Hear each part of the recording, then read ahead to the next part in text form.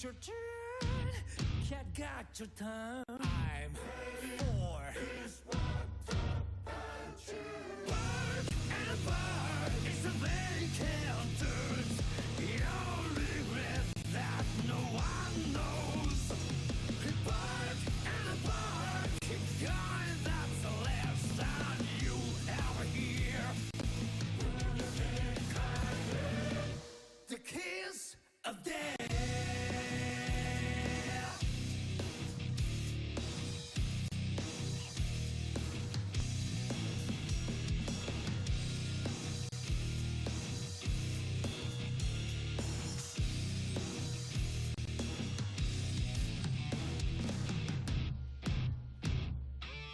I'm sorry about that. You thought this through. I don't have to think about it. 'Cause there's those who believe. What about you? When I'm older, do I do anything? I want to keep it that way. Now it's your turn. Could got your time. I'm for is what the bird and a bird is the vacanters. Your regret that no one knows. A bird and a bird keep going. That's the last sound you ever hear.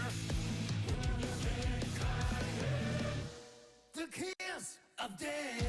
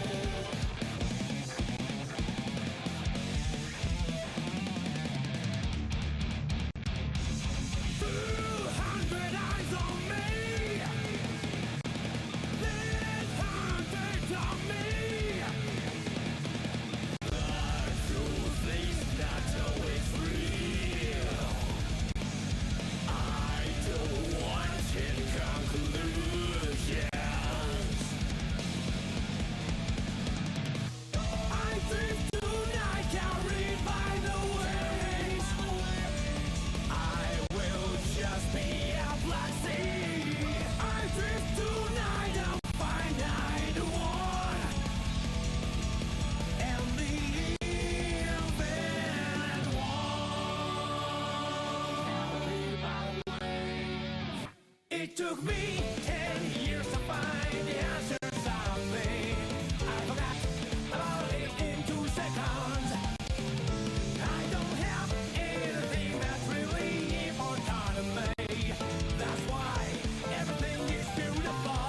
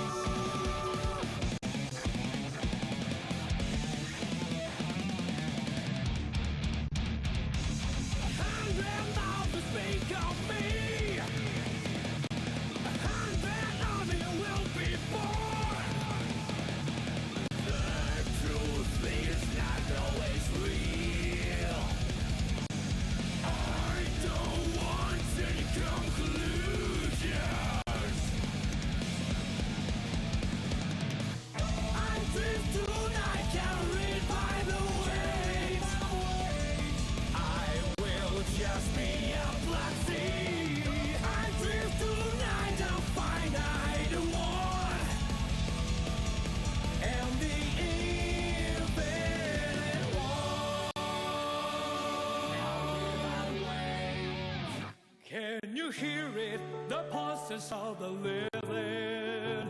The ironic rhythm is a grand orchestra. It's never the same tone. Who wants to stop this? There can be. When the violent storm is over, blue sky is more beautiful than ever. You see, I want that, I want that, that's all I want. I dream to behind the waves, I'll just be a black sea. I dream tonight, please don't stop the flow. I dream tonight with wandering church. I will be of this universe. I dream tonight a finite world. The finite one and the infinite one.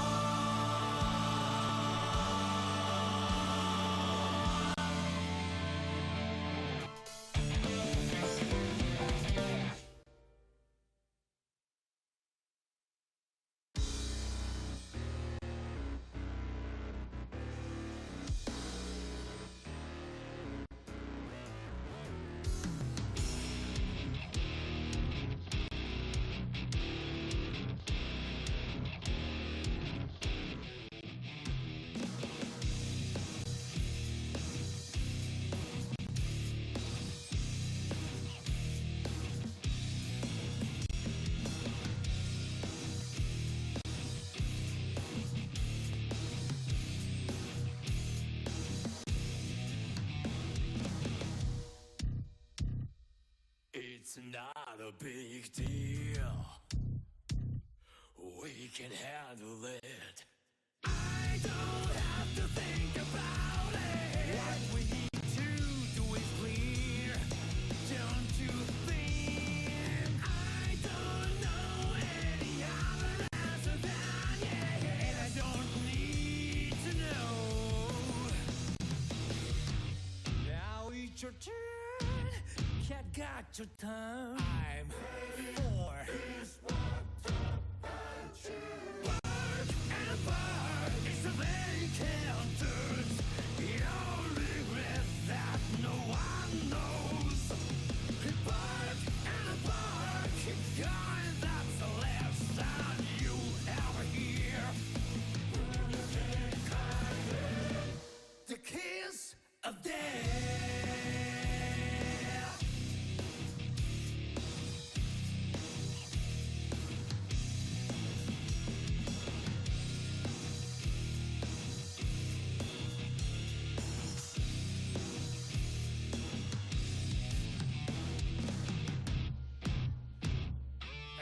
sorry about that. You thought this through. I don't have to think about it. 'Cause there's those who believe. What about you? When I'm older, do I do anything? I want to keep it that way. Now it's your turn. Could got your turn. I'm ready for this one to punch you. Bark and a bark is the vacant church. Your regret that no one knows. Bark and a bark, keep going, that's the last sound you'll ever hear. The kiss of death.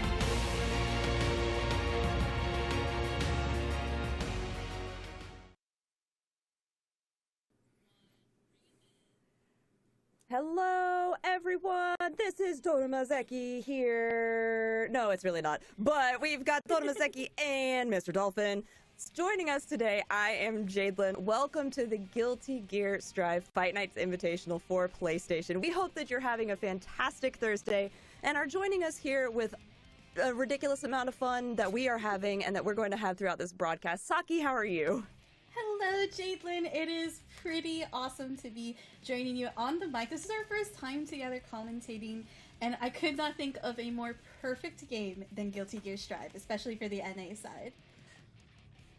I totally agree, but before we get into the ridiculousness, like I said, that we've got on stream today, let's take a look at a couple of things that you guys might be interested. First of which being the YouTube channel, which is the official PlayStation Esports YouTube. Go check that out. It's a really great channel. I watch it all the time. Like, I just want to say that I, as a human, watch this channel all of the time. It has some really great stuff that is being populated from EVO. If you want some great behind-the-scenes shorts, there are several interviews now with some of our winners of Road to EVO that are up there.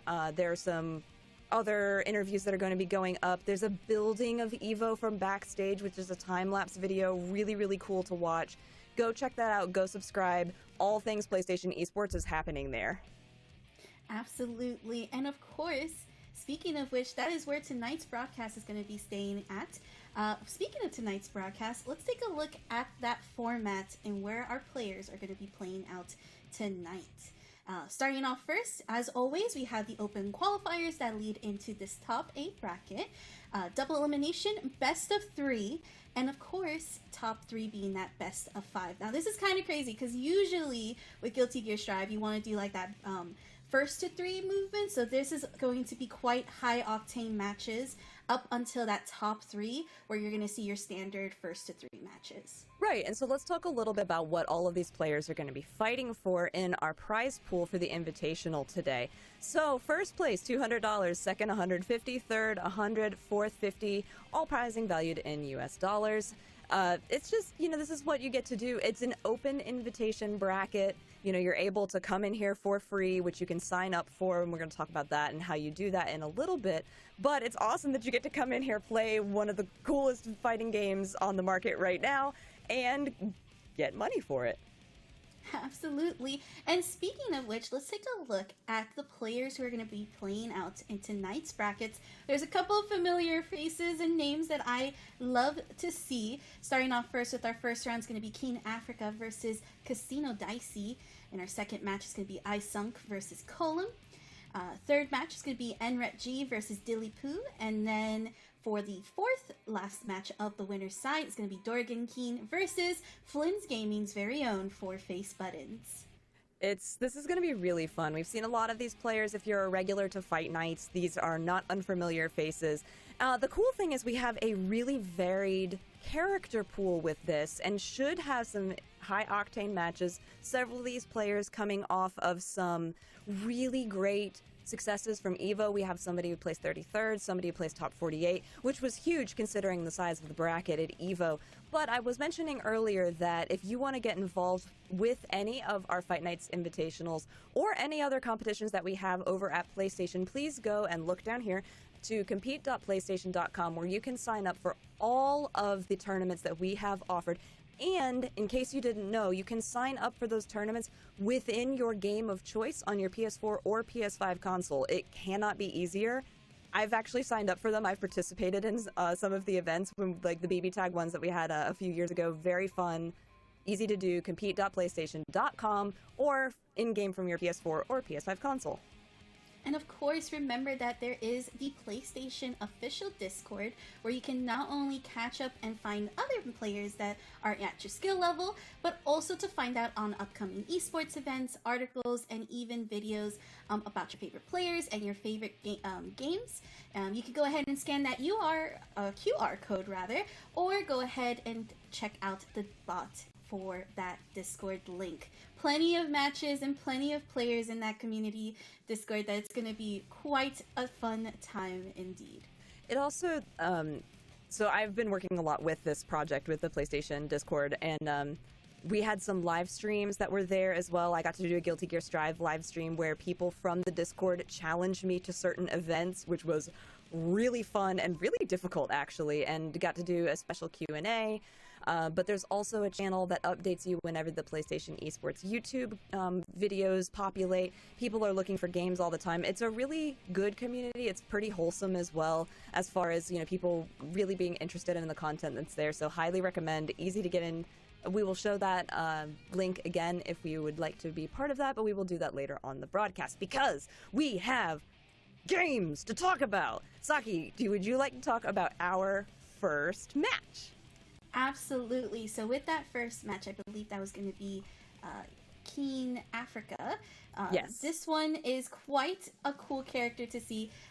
Jacko, supposedly the bottom 5 character for this. Says many of my friends on this one. Fair. But from Georgia, age 26, you can find their socials at Brian Iggy. And then, of course, their stream is Keen Africa for TTV/Team Africa 4. And they're going to be playing up against Casino Dicey, another regular here at the Fight Nights Invitational. This is Casino Dicey, 24, from Georgia, playing that Bridget fairly well also. In the last time that we had Casino Dicey on one of these Fight Nights, trying to see. Oh, wow. It was actually much further away. So it was back in May the last time we saw them, taking out some other regulars who are here today. Dilly was taken out by that. They did end up losing to Colum, who is here tonight as well. But it's always great to see what Casino Dicey brings to the table with this Bridget, because it's such a unique character with a lot of different tools that they can use to just break something down. And Bridget into Jacko sounds crazy. Yeah, actually, you're absolutely correct on that. I remember with Bridget, when she first came out, it was one of those characters that a lot of people kind of weren't understanding how she was going to work, especially coming back from her previous iterations in the previous games. But this is actually a great, I would say, like, counter pick if you kind of look at the matchup on paper, because she does have her own DP that's like a reversal, and that's actually really crucial for Jacko. And the Jacko game plan, right? You have to set up those minions, and that's where you want to frame trap with minions to go ahead and really block out from your opponent pressing any type of button. But usually reversal moves like that DP comes really comes really in handy. It does. And I really like that you brought up that point about the reversal, because that's such a great tool. And oh, shout outs to Color 13, the free color that is available. And Jacko in the jeans, we love it. But it's, you know, Jacko we talk about a lot. If she doesn't get her servant set up on screen, she lacks a lot of pressure. She has 9 special moves, 8 of which are all servant related. So you're just gutting the toolkit. But if Casino Dicey can gut the toolkit like we think, and like many of you in the poll were thinking, then you're just gonna be able to shut down King Africa.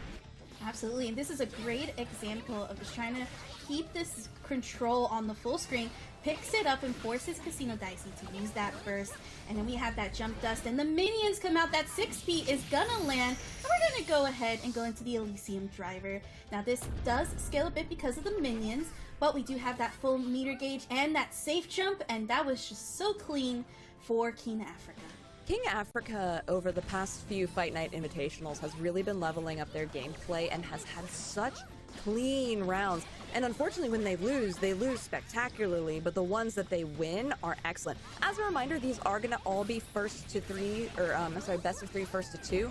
So these are going to go quickly. Oh my gosh, the Roger died completely negated by King Africa, working on a perfect right now. I don't see a situation where Casino Dicey is going to be able to get out of this. Yeah, this is pretty tricky right now. We do see Casino Dicey with that burst, but here's the thing. When you do that 6P off of those minions, that leaves you in a high amount of recovery frames, where King Africa is just able to proceed and move forward and actually continue some of that pressure that we just saw from the minion side of things. If you're going to want to try to take out those minions, you're going to want to try to do like a poke or a much faster recovery move than just 6P. And again, one big thing to remember is that when the Jacko has that full control on full screen, it is minion time. It is. And the thing that I like about King Africa's gameplay, though, is that while Jacko does flourish full screen, King Africa and these sandwich situations, forcing that burst out super early from Casino Dicey, he's just not afraid to play up in your face. And I really like using the jump dust as well from King Africa. That does not count as a servant, which is great for the toolkit. But now Casino Dicey getting some excellent corner pressure with that RC as well, trying to get something going on, but man, okay, King Africa does have to burst. Yeah, this is probably the first time in the entire of the games that we get to see King Africa use that burst. Now we do get this counter hit, but Casino Dicey responds accordingly, and this actually might be enough to go for the kill. Yup, because of the glass cannon that Jacko is. And yeah, and it also doesn't hurt because of the scaling with the area shift that happens on that wall break. Man, just run up, grab. Why not? Absolutely, and this is actually such a great momentum for Casino Dicey. We do get that reset though, the wall bounce, unfortunately not going to be able to do that wall shatter. Now this is where Jacko's going to thrive really extremely well. That yellow Roman cancel is actually not going to work. We're going to get the Elysium driver going through, and again, oh, that actually... That was so much damage. I mean, again, some of that was due to the scaling because it was... Because there weren't many moves before Forever Elysium Driver, there was not as much scaling as normal. It was also next to the wall, so you had the wall break, and that's why it did as much damage as it did. But I swear, that's one of those things I like to say, submit to Sajan for will it kill, because that was ridiculous. Absolutely. Now we do have the bomb setups. Now this is actually going to be really cool. Unfortunately, it's not going to land, and thankfully though for King Africa, that's not going to happen. A gray-red RC tries to bait out the burst, but Casino Dicey actually staggering out that burst, and we're back in full screen. you do see the dust, forward dust rather, coming out from Team Africa. And again, that minion is just playing the game here, trying to go aggressive on this front. I like the counter hit. They're really massive counter hit. This is definitely going to kill.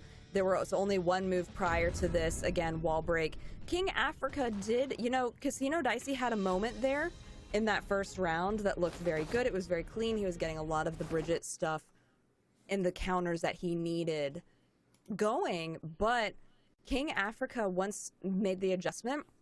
Very clean, really good stuff. Good. I'm glad because I really like seeing King Africa thrive in these brackets.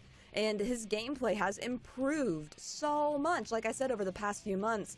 Really loving that he's not relying solely on the sandwich situations, but he is also getting some of these really good corner combos. Like you had pointed out, his burst baits, so much better. And, even though in that one moment where you had pointed out, Saki, that Casino had staggered the burst so that it wasn't caught by the burst bait, it was still there. There was a thought process that was going on, and it's a much higher and more cerebral level of gameplay that he had just exhibited earlier, and I'm happy to see it. Absolutely. Another thing, too, is that King Africa did not let Casino Dicey really set up the yo-yo mechanic to actually apply some of the pressure that we usually are accustomed to seeing with Bridget. Actually, I think probably the second game was the best matches for Casino Dicey, just because we saw a lot more of that game plan and that momentum really come through.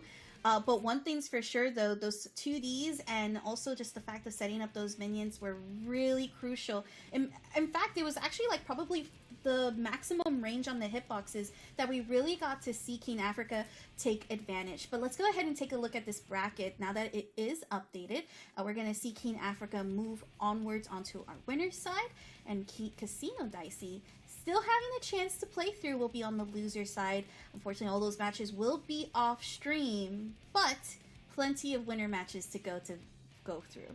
And while we do have those lower bracket matches happening off stream, if we are updated on what happens there, we will try to keep you guys updated in real time. But we'll also continue to show the bracket so that we can keep you guys informed, just like we're being informed as well, because there's some crazy stuff that happens down there. And also, as we go through these different players and we highlight them in the winners or the upper half of the bracket, and they have social medias, a lot of these players will stream their runs. Put them up side by side if you want to catch some of the action. And don't go anywhere because we want you here, but also, support the players as well. And I'm doing a fun thing today. I'm also going to be I'm going to try and spend all my channel points on these predictions. So I want you guys to try and beat me. So far, I predicted the first one, so I got a lot of points back. Let's go. Okay, we see you, Jadelyn. I'm out here. Love to see it. The analytics, the understanding of the players, definitely. I see you out here for sure. But let's talk about our next match, which is going to be iSunk versus Colum. Now, with iSunk, this is actually a player I'm not familiar, but plays a unique cast, with their main being Faust, only 16 years old and from Alabama, as well as you can follow them over at I_Sunked. Faust is actually a character that is probably the most underrated in Guilty Gear Strive. A lot of people think he's not good, but then he just comes with that scalpel, and it's like, haha, it's time for the operation. Yeah, and so iSunk, been able to see him play, so I want to talk a little bit more about him. This kid's ridiculous. This is the first time that they have put Faust forward as their main character. Prior, in other events, they have been playing Bedman, and their Bedman is crazy. I mean, for a 16-year-old, the combos that they're able to pull off, unfortunately haven't been able to go as far as I know they'd like in the brackets, but they've been able to pull off some really insane things against players like Razzo and Umisho. Their gameplay is insane. I cannot wait to see what iSunk brings out. And like you said, Saki, gonna be going against Colum, who doing fantastically. As a matter of fact, went down, they were just short in our previous Fight Nights Invitational last month, which was just on the 31st? It was the 31st. They were down in a 3-2 situation against King Africa's Jacko, actually. Plays Happy Chaos 22 from Colorado. You can find him there at TTV/columns. Really great Happy Chaos player. You know, it's interesting that you mentioned Happy Chaos now with the fact that that was one of the characters that iSunk actually went up against Umisho, right? And of course Razo. So this is probably going to be a familiar matchup that we're going to probably see for iSunk. Colum with that Happy Chaos. I mean, it's Happy Chaos, right, Jalen? Yes, I mean, one of those characters. I just want to say that although our two previous EVO winners are different people, the character was the same. I'm just going to put that information into the ether. But we are going to get the Faust from iSunk.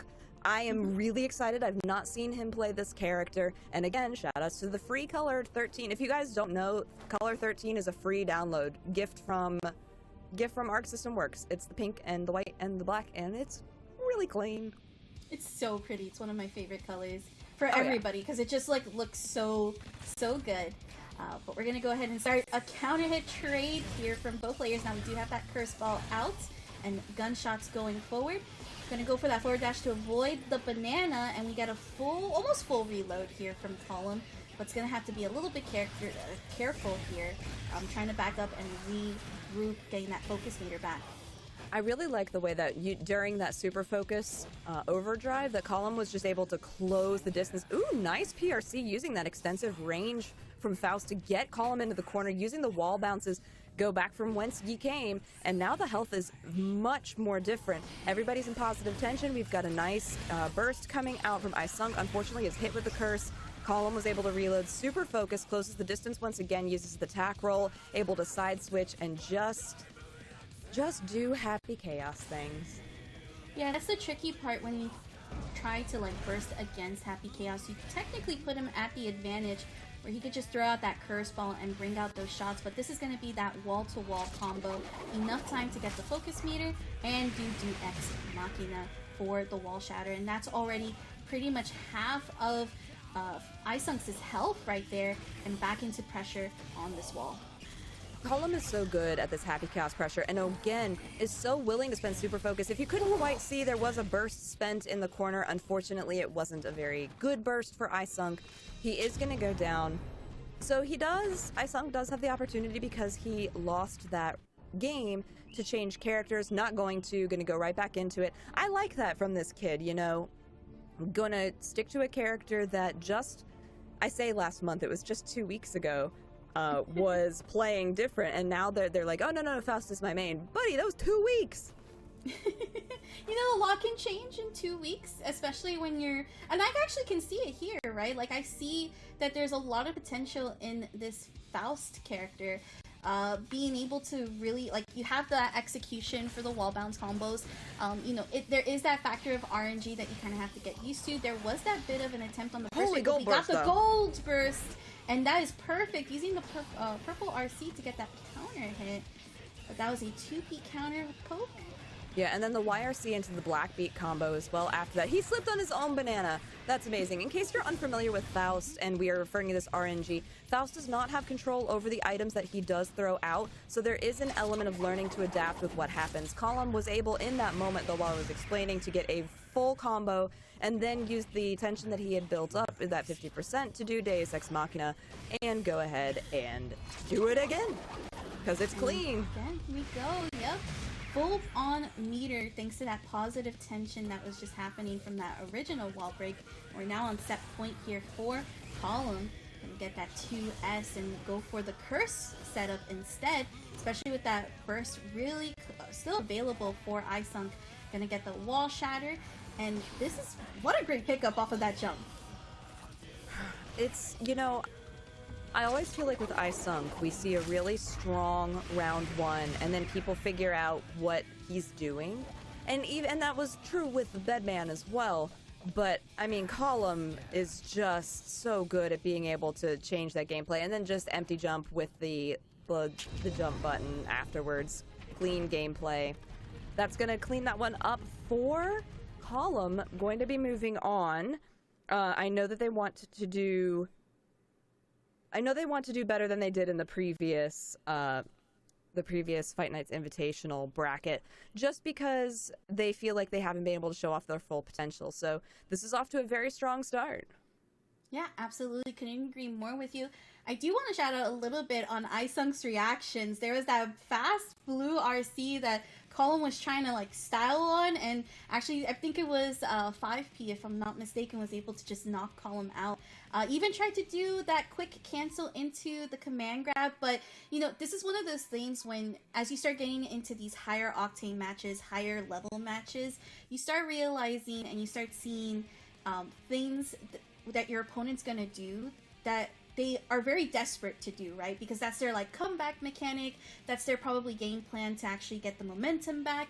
And really what makes you stand out as a player is calling out some of those instances and really making sure that you don't let them get that comeback mechanic. But still, great job on those reactions, because I may be young, but sometimes all those reactions don't get on my side either. No, I mean, definitely a really well done job by Isung, and every time that he is on stream, I just don't think it can be said enough. He's 16. He has got such incredible knowledge for a 16-year-old, because Guilty Gear has been a franchise that's been around for decades at this point, and one of the most notable Faust players, Elvin Shadow, you know, Isung is doing things on par. I mean, not to the same degree, I would say, but definitely has similar ideas to some of the best Faust players out there. But let's take a look at the bracket now that it's getting more populated, and we are moving on. So Isung will be facing Casino Dicey in that lower bracket, and in the upper bracket side, King Africa and Column will be facing off. But next, we will have Naret versus Dilly. Ooh, this is I believe I saw Naret in the Road to Evo, if I'm not mistaken. And this is another Bridget player as well. Definitely a character, once again, that Bridget being that character that's just so special in many ways, and has been a really good character for many people, especially some of the higher level people, to deal with like counterpicks like Happy Chaos, like Nago, and things like that. So we got Brett Harris for Naret G, 21, from Texas, and then of course you can find their stream over on YouTube at Naret G. And they're going to be going against Dilly Poo, another regular. All of these, I say another regular, everybody here has been a regular on the show for quite some time. This is Dylan Bryan. He's 23 from Illinois. Shout outs to the Midwest, because yay, because Midwest is great. But he's going to be playing that Soul, has been doing particularly well with this character, and just, you know, great to have that sort of matchup, especially after Soul has been highlighted so positively, being piloted by Umisho in the top 6 at EVO. She did spectacularly there, was able to really show that this character, yes, he's been part of the cast the entire time. He has a well-rounded and powerful toolkit that is still wreaking havoc on this game. Who knows if that's going to change in the coming weeks with that patch we're getting with the new game mechanics, but we will talk about that later as we get into the game. The poll is up, channel prediction points, use them. I will say, I forgot to say last time, I did put my points onto Column, and I won, so I have more points. So I'm going to put 1,000 points onto Dilly Poo. That is what I'm doing this time. You know, you mentioned something really interesting about Soul Bad Guy. It's been the character that's been really here the whole time, right? We always joke around that it's Daisuke's vision, but the reality is this is still a very solid character. Probably, I would say, with all these patches and newer characters, probably put to the wayside, but still able to keep up with many of the cast and really solidify on both combo and damage. Like, again, if you're coming into Guilty Gear Strive, one of the things you have to remember is that this is a game that has high damage, execution, and honestly, it's fast-paced. You have to be ready, you have to be on the ball and things, and honestly, Soul Bad Guy does all of that very exceptionally well. Soul Bad Guy, if you're coming from another franchise, say for example from Street Fighter, and you're looking for a character that has all of the tools, like say you come from playing Ryu, and you want to have something that has like a little bit of a mid-range poke, and you want to have a dragon punch, and you want to have a throw, and you want to have a command grab, you want to have all of the tools that are available within the system mechanics of Guilty Gear at your disposal, Soul's your dude. And you only need really 3 to 4 combos to be able to close out a game. And he's a very strong character. I think all of the points you brought up, Saki, are incredibly valid. And he is Daisuke's vision. In case you guys weren't aware, Daisuke, who is the creator of Guilty Gear, was actually the voice of Soul Bad Guy until pretty recently. This is another one of those esports colors, as we like to call, the green and white. And we have Naret on the Bridget, like we mentioned before, and doing actually a really great job already nibbling down on the health of Dilly. Yeah, but then we have... So Bridget is, in direct contrast to Soul, does have to get more hits in, needs to do longer extended combos to do comparable damage to what Soul is doing. As you can see right there, unfortunately, Dilly did drop the combo. Roger, did you see that low? I did! That slide went straight gosh. under that. And then you're going to wild throw to close it. Dilly godlike. He's out here 5D chess. I'm playing Candyland. That's one of those things, especially if you're new to Soul Bad Guy and kind of unfamiliar with his moves, that Night Vortex is very much a low profiling move, so it's great to use, especially in those instances. But this is going to be great for Dilly. This is very much a hard-hitting wall combo, and we're going to end it with the Tyrant Rage. And there we go, going ahead and getting the All Shatter. Excellently done, and a huge counter hit there as well, going to be able to end it strongly. Not a perfect, but it was close. And that was ridiculously fast. Again, we're talking a lot about the growth of players that we've been able to see over the past few months, over the Fight Night Invitationals. Dilly, coming in with this Soul, has shown so much growth. Not just in the combos have been there, but game awareness has been spectacular. So we are at a 1-0 against Naret's Bridget, but Saki, talk a little bit about that Bridget gameplay from the first round, because there was some cool stuff going on. Oh, absolutely. I definitely want to highlight there that we saw even some of the interruptions off of Dilly's the forward diagonal move that it takes a little bit to wind up. Usually a lot of people tend to just block that move and kind of hold those positive frames, but Naret really reacting to it and actually doing an instant jump into, I believe it was a jump K, to go ahead and start setting up some of the yo-yos. That's extremely something that, again, as you start playing this game more often, you're going to call out some of those slower moving moves and actually react to them. But even today in some of the major competitions, that's something that most people, again, just hold those positive frames and allows Soul Bad Guy to just continue on the pressure. Man, I love this. So, because Soul is really, of the characters that we have here today, the most, I would say, I don't want to say mainstream because I feel like that's not the right word, but one of the more common picks that we have seen, not just at the Fight Night Invitationals or other PlayStation tournaments, but also at tournaments both on and offline.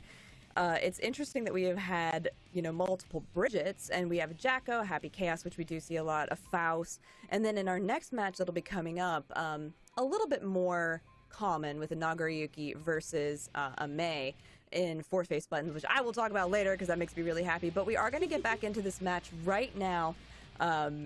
Apologies for the brief delay, but we do what we can. We're in here. We're bringing you all the action and the content that you could possibly want for Guilty Gear Strive, and thank you guys for being here.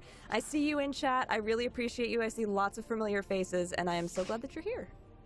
Yes, welcome, welcome. This is probably some of the best matches that you could see here for PlayStation and Guilty Gear Strive, so we definitely are happy that you're over here.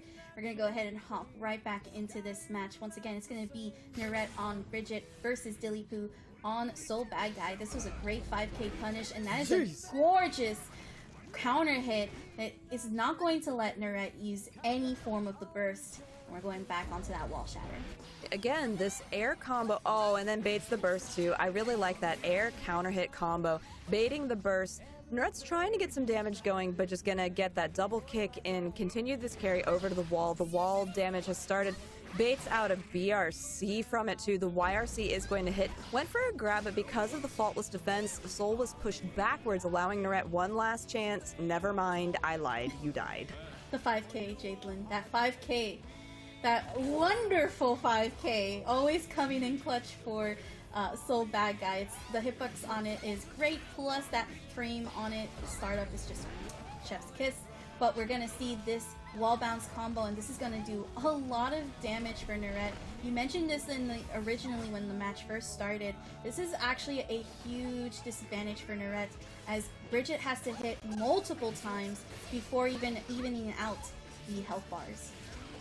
Yeah, and okay, the Roger the Roger super there does end up working out for Naret, evening up the health pool a little bit. However, Soul has a reasonably high guts pool, so it's gonna be a little bit deceptive, and then gets the, oh my gosh, that was genius. So the throw into the RC, into the wall bounce, super smart, uses the slide to get under the Roger, again, hits with a low. I just can't talk enough about how much Dilly has improved with this situational awareness. It's like watching kids, and they're getting better, and they're growing up, and they're doing the thing, and you're just like, man, you're really improving. You're practicing this game, and your drive and your practice has paid off. I think that's spectacular. So Dilly Poo is going to take that 2-0 over Naret. Honestly, I think the highlight of these two matches has been that the Night Raid Vortex just low profiling that. Now, you would think, oh, that's reaction, but I, for one, feel that was 100% the right read. And I feel like the practice on the OS, right? It's like, you saw that Roger, you know it's coming, because that's one of the only ways that Naret's going to be capable of coming back. You already understand how Naret's playing. Let's do the Night Raid Vortex. Also probably tried to catch on the recovery on dropping down. Didn't land it, but was still able to beat out the scramble. Regardless, that was just such a clean play from Dilly Poo. I do want to shout out, though, again, Naret, on the side of that. It was looking really scary there towards the ending, because we were seeing the pickups happening for Naret. I agree, and again, everybody is starting in the upper bracket of this pool or of this tournament, so a loss here is not out yet. However, once we get our bracket updated, there might be some people who are relegated to what I fondly call the spectators bracket. And yes, Casino Dicey is going to go down 2-1 to I Sunk on the Faust, or possibly Bedman, question mark? We don't know, but does take it 2-1 over Casino Dicey. Will be moving on in the lower half of that bracket, and Naret is going to be waiting for the loser of Dragon King versus Four Face Buttons. This is the match we've been waiting for. Yeah, it is. This is definitely the match that we're going to be waiting for. But there's your update for the bracket if you're just tuning in. Let's go ahead and talk a little bit about this next match, though, starting with Dorgan, Dragon King. Dragon King being on the Nago Ryuki, which is 34 from Georgia. You can follow their socials over on Dragon King _1988, as well as on YouTube. This is going to be an interesting match. I'm familiar with how Dragon King plays, but I know that Nagoryuki is still very much a strong character, so on paper, this is going to be quite a tough match. Yeah, I'm looking back, because I know I've seen Dragon King play before, but not in a bit. Actually, yeah, not since January have I seen them, where they lost to Razzo in the first part of the upper bracket, and then they must have stayed in the lower half of the bracket, because I have no other updates for them. So I'm looking forward to seeing what growth that they have had, because there were some definitely good moments that I remember. They're going to be going up against Four Face Buttons. So if you were here on the last Fight Nights Invitational broadcast, I said, I want to meet Four Face Buttons at EVO. I met Four Face Buttons at EVO, and it was the highlight of my Thursday. He was there with his mom, and his mom took pictures of me and him, and I have a picture of that, and it was great. And we talked about, him doing well and looking at his predictions, and he ended up coming in top 48 for Guilty Gear Strive at EVO, which was incredible. With that May gameplay, 34 from Florida, you can find him at Four Face Buttons, and honestly, please follow him, because wholesome content and an incredible creator and innovator of this character. And of course, I'm just going to show a little bit of bias here. Florida boys, Totsugeki, Four Face Buttons. Definitely someone that I love talking to. One of my closest friends. Every time I see them at a major, it is always a fun time. Grinding it out here in Florida, especially down in South Florida. And honestly, it's so crazy to see where his May started to like now. He's also traveled to EVO Japan as well. very much doing extremely well. Yes, he did. I mean, he did look quite at well. just the level, 7,000 for May. I mean, my guy practices. Also, Lionheart in the chat, mid-30s gang, yes. I will also represent as mid, almost late 30s. Anyway, it's fine. We're getting again. I will shout out Color 13 and remind you that that is a free download every time, because who doesn't want free things? Everybody wants free things. So we are going to get started with this match of Dragon King into Four Face Buttons. Four Face Buttons is so scary and aggressive with this May. I'm looking forward to it. I think probably one of the most unique Mei styles for sure, especially understanding the distance, and then this is that aggressive pressure, right? Look at just walking back just a little bit, then going for the charge, actually pressing on the buttons, forcing the burst right now where Dragon King's just gonna have to close in on this gap, having to use B-Blade, purple RC, and look at that, there goes the grab right here. Gonna be able to bring out the otter and go for the safe jump.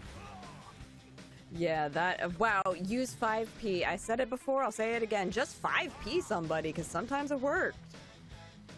Do you ever get, like, annoyed when you see, like, the mashing of those 5Ps? You know it's part of the combo, but you're also kind of like, why did you just hit me with 5P and not some of the cooler moves?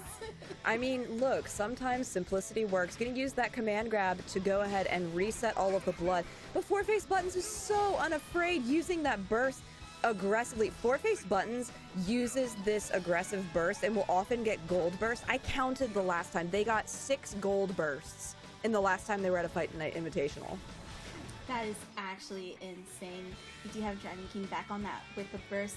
Gonna be able to do 5P into 2P to back Four Face up, Buttons up, but does get mixed up on the low. And this is just that dolphin overhead coming in clutch. Dragon King trying to play defensive against it. And again, this is where I feel like if I told you how Four Face Buttons plays, it's this aggressiveness with me. Not afraid to throw out the dolphins, not afraid to really make you second guess yourself. There was a moment where we did see Dragon King come through and actually get some of the blood-sucking universe out, but realistically, you have to match Four Face's Buttons' aggressiveness just the same way he's coming at you. I agree. Four Face Buttons, once he is in control of the match, that's it. Also, like, my heart is so happy that May gets Johnny back. I am not gonna lie to you. Like, in just a few weeks, May, he's coming back. And then here we go, once again, with that aggressiveness that you just highlighted, Saki. We do have one little counter hit from Dragon King, but Four Face Buttons is so determined to do well. He's been really disappointed on how he's performed in the last few fight nights. Like, we actually talked about that at EVO, and I know he wants this. And with some of the more aggressive players not in the bracket tonight, I know he wants to do it. What a lovely upward drift RC. Gonna Totsugeki and Totsugek gone.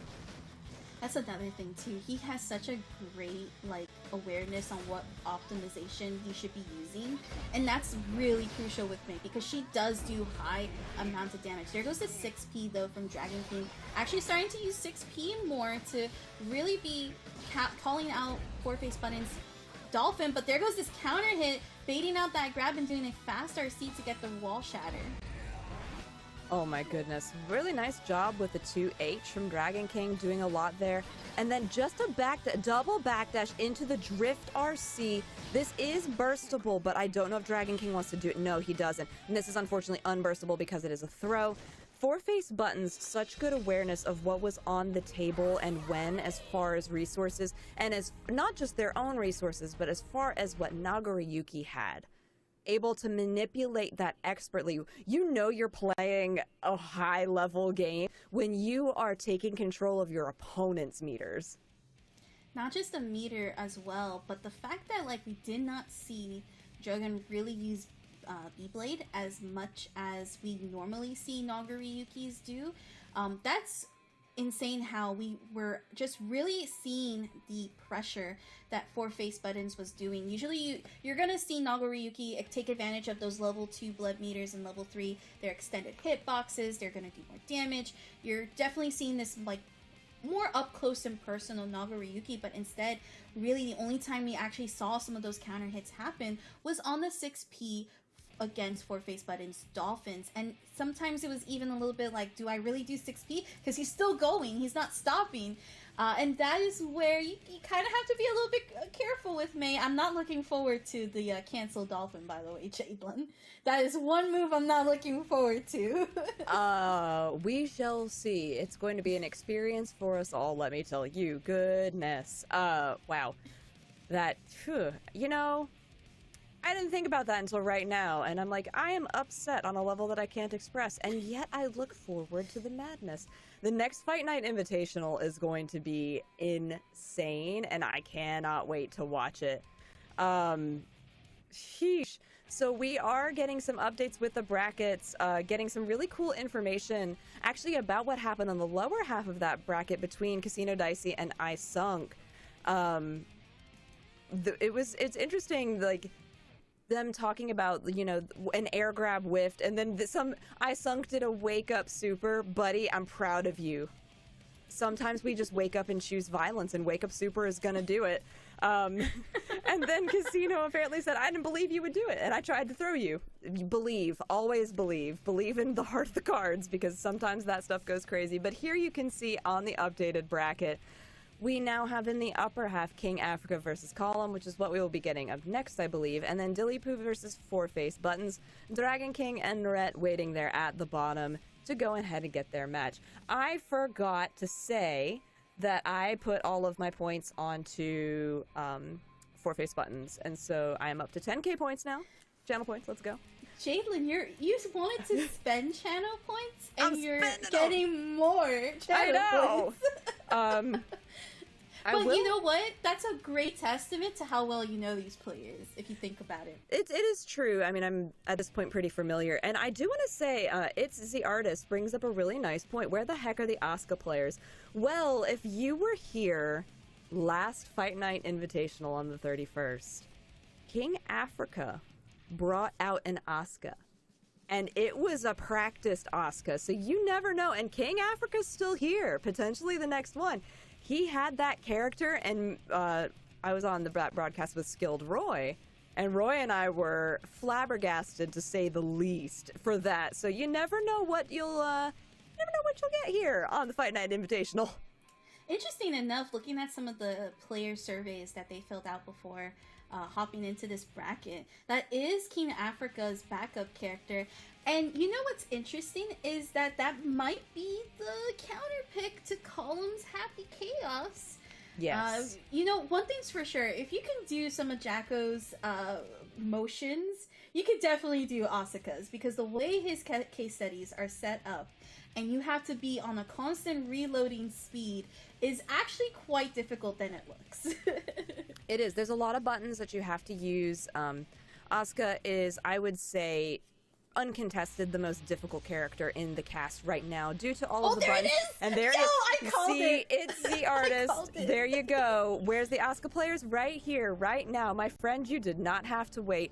I do want to say, because there's a lot that can go on with Asuka. If you're unfamiliar with him, he is based on spells. There's 26 spells in 3 different test cases, which are his card decks, essentially. The first test case is all projectile skills. The second one is mix-up tools. The third one are special cases. There's some really fun things that he gets in there. It's all based on mana. His health bar is going to have a blue glow around it. And while he has that blue glow around the health bar, he is going to essentially have not armor per se, but he is going to have a higher health pool. When his mana runs out, he is going to be easier to hit. And watch that mana bar. It's the purple bar above his tension to the left. He cannot regain that on his own. He has to spend a special set of skills and meter to be able to get that back. And he's running really low right now. Also, if you want to find out more about this, I wrote the guide for this guy. It is on the PlayStation Esports channel. You literally wrote the guidebook, the playbook for this character. I did write this character's guide, so you can go check out in a minute and a half what he does on PlayStation Esports YouTube channel. Mind you, during all of that, as Jalen was explaining that, King Africa literally took the entire round, and I don't think I've ever seen a Happy Chaos like not shoot in a match. I think this is the first time I'm actually seeing good counter. the shots. There you go. Yeah, so that overdrive was actually really smart to use from Asuka, because it it took the startup time from what Column was doing and completely negated it. However, Deus Ex Machina going to be able to do a little bit here. Now, Asuka is out of mana because you lose mana not just from changing your spells, from using your spells. You also lose it from getting hit and in other random situations. Like, there are some things that he loses mana for that you're like, why? I don't know, video game. Yeah, that's the one thing too that I wanted to like just call out here that you mentioned perfectly. So that blue bar really allows him to have like a great defensive guts, and this is gonna oh no, the actual drop on the combo, gonna actually try to reload, does get counter hit here, almost dropping from Column's side. This is gonna be quite a scramble for both these players. It's literally a 2D or a gunshot essentially. Then there it goes, right there, as Column is going to try to make this comeback happen. We're going into the final round. But with Asuka, if he has that blue bar around his health bar, he does not get, or rather this damage scaling isn't as bad. But once it's gone, he's pretty much glass cannon. Like any hit can be sometimes a death kill. Yes, I did want to mention, I'm sorry, there are 30 cards in a test case. He starts with 26 because 4 of them are preloaded into his kit. And you can see right now that there is a mana down card that's going to be on his punch button. There's 3 projectiles that he just used that was on his kick. He just used a slow projectile on his slash. He now has, and then he has an upward spike on his heavy slash button. But during that time, Column got a really nice gold burst. However, used one of it to reload, essentially. He's going to get Deus Ex Machina. Mana is out for King Africa. He should die from this, and he does.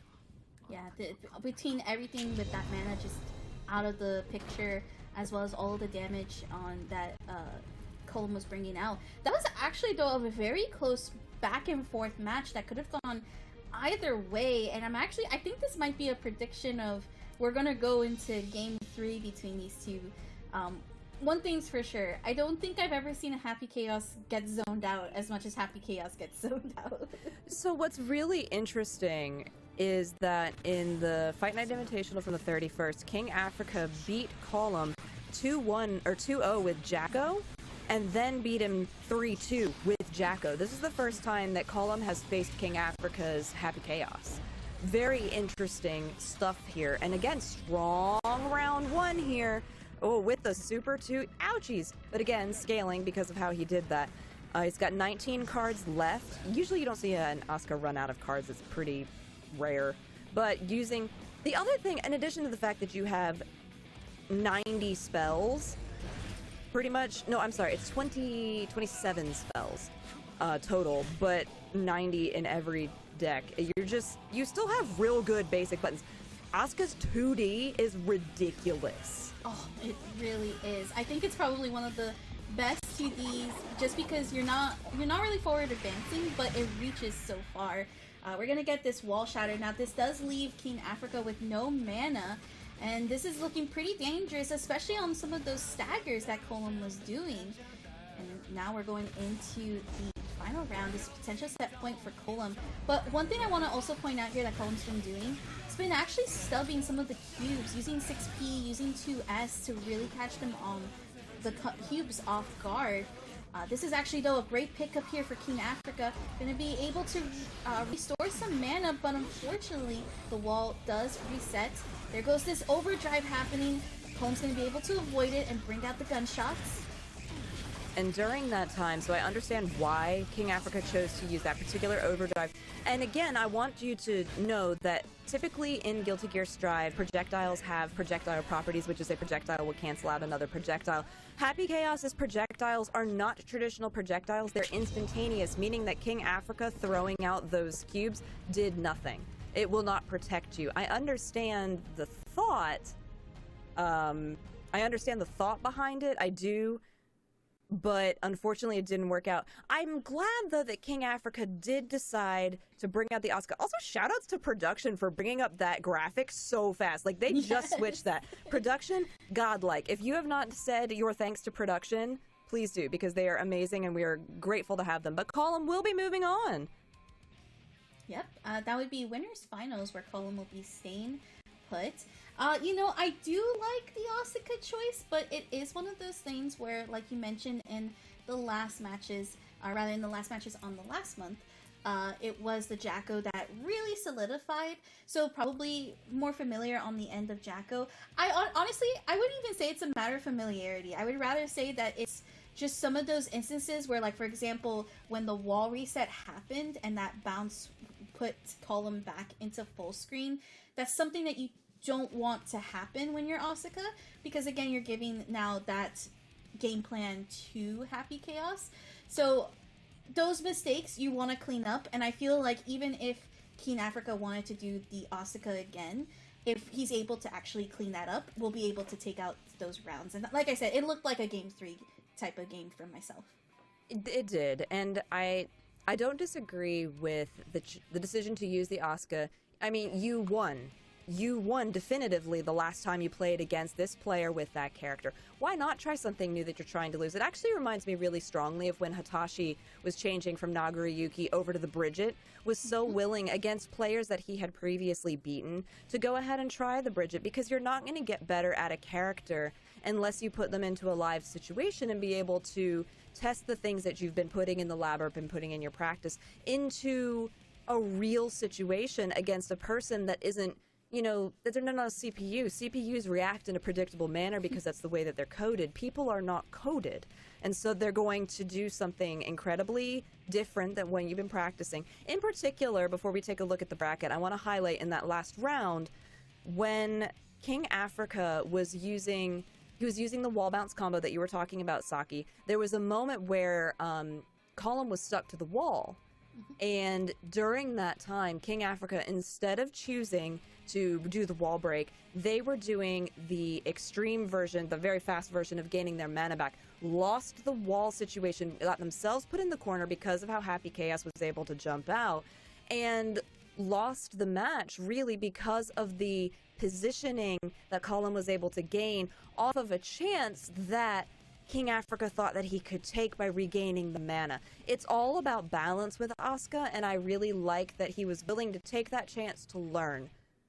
I get really excited about this character, clearly. Again, if you want to learn more about it, go to the YouTube PlayStation Esports page where you can find a very succinct guide on that.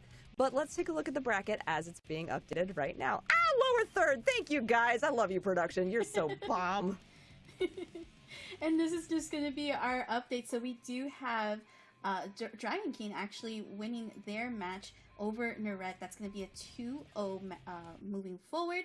And then King Africa will be going up against them. And then our next match is going to be Dilly versus Four Face Buttons. The loser of this match will be facing off against Isunk, whose Faust has been unpredictable. Which just I like his RNG. I was gonna say, I'm like, you're gonna play the character, you might as well. It's man, I just love Guilty Gear Fight Nights. I'm not gonna lie, it's so much fun to be able to watch a game that you're already passionate about with players that are doing really cool stuff. So thank you guys for letting us geek out about this with you, because we're just having fun. And thank you everybody for joining us thus far. Ooh, channel points are up. Yay! Did I win the last one? I did not. Oh, you didn't. I lost channel points, but I'm once again putting 1,000 onto Four Face Buttons. I feel like Four Face Buttons, with the strength that they have, are going to be able to do well. On paper, like we like to talk about, this is a close match. Sol into May is close. I feel like Sol will usually edge out May based on the toolkit, but the pilots are a little bit more important than the characters in this situation.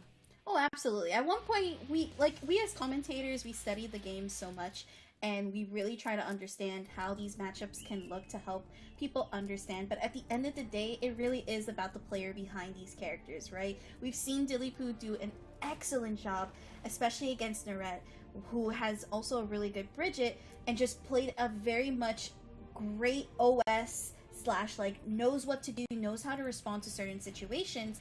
And then of course we have Four Face Buttons, who's this aggressive playstyle of May that we don't really get to see as often, because most Mays are, you know, obviously they're thinking about the Dolphin and then they're thinking about just optimizing. But here we really are going to see exactly this, that clash being in Four Face Buttons' favor and actually getting the wall shatter. Yeah, that was a really great way to punish afterwards that little whiff DP from Dilly Poo. Dilly Poo's just throwing out buttons. Again, another whiff DP, gonna punish it with the RC, and then you got you got what I like to call the die RC, aka the burst that was the worst. You had it. Shoutouts to my wonderful friend Saint Cola for getting me to rhyme all of the time on the mic. St. Cola is the master of the rhymes, indeed. This is a great counter hit for Face Button's going to go ahead and end with the slide to try to keep Dilly Poo in the corner, but Dilly Poo responds accordingly and gets the side switch to start up, catches the backdash off of Face Buttons, and this actually will kill here, allowing Dilly Poo to go ahead and get into this round 3. That's good adjustments from Dilly Poo, but again, Face Buttons, aggression and fast tempo is the key for them. And the way that they side switch, this air combo, oh my gosh. Did you even see the ground? They did not hit the ground until they got to the corner. What an unbelievable way to navigate the airspace. And the way the players will often counter Face Buttons is by cutting off that air avenue. PRC for PRC, we get the Totsugeki. Oh, do it 5 times, I dare you. You know, if you left it to Face Buttons, you probably would have. There goes this backdash again that Dilly Poo has been on point probably the second time. Great block on the YRC to go for the punish, and a great delay from Face Buttons. Gonna get the overhead dolphin. That 6P, though, is gonna stop him from continuing forward. There goes this counter hit, the burst coming in very clutch for Dilly Poo. And there goes this red RC that's gonna go for the kill. And the first game goes to Dilly Poo. How insane those matches just happened. Very fast, very quick, very Guilty Gear, by the way. Very Guilty Gear. Do have an update for you on the lower bracket. King Africa 2-0 Dragon King. He said, I'm ready to fight, and he did fought. Wow, so Dragon King will be Dragon King will be going to the spectators bracket while King Africa will continue on. In that time, however, Face Buttons is just pressing, but Dilly Poo, the patience and the execution, really shining. Yeah, I actually think that this has been such a great response to Face Buttons. The level of patience, the level of calling out, counter hits that have been in the favor. Look, again, Face Button has backdashed in 3 significant times, and all 3 times, Dilly Poo has been able to catch consistently, and this wild throw is just going to end this first round and put Dilly Poo at potential set point. So just as a reminder, this is still winner semis, so this is still best of 3, and there's just not as much time to adjust in that situation. Face Button's really struggling right now, which is interesting because Dilly Poo, I mean, Face Buttons is such a strong player, not getting those gold bursts though. Dilly Poo, strong, calm execution, covered the whiffed grab there with a PRC. There was a tech on an anticipated throw, which was excellently done. We do have multiple Totsugekis coming out. The 2K2D, such a great button on every single character, but on the clash is going to be in Dilly Poo's favor, moving on to winners finals. Wow, what a great match between these two. You know, another thing too that I just noticed in this last round, Jadelyn, is the fact that Soul Bad Guy has moves that reach very far. And if you notice from Face Button's playstyle, there was a lot of preemptive moves to throw out that have been more of like whiff punishes for him so that he's been able to capitalize on them. But the one who was really on point was Dilly Poo this time, just catching him every single time into very devastating optimized counter hit combos. Yes, and so I have to hold that because I put 1,000 points on Face Buttons. I did not. I you did wanted not. to use the points. I did want to use the points. You know, I am correct. I'm still up for the day, but we will continue to see how that goes.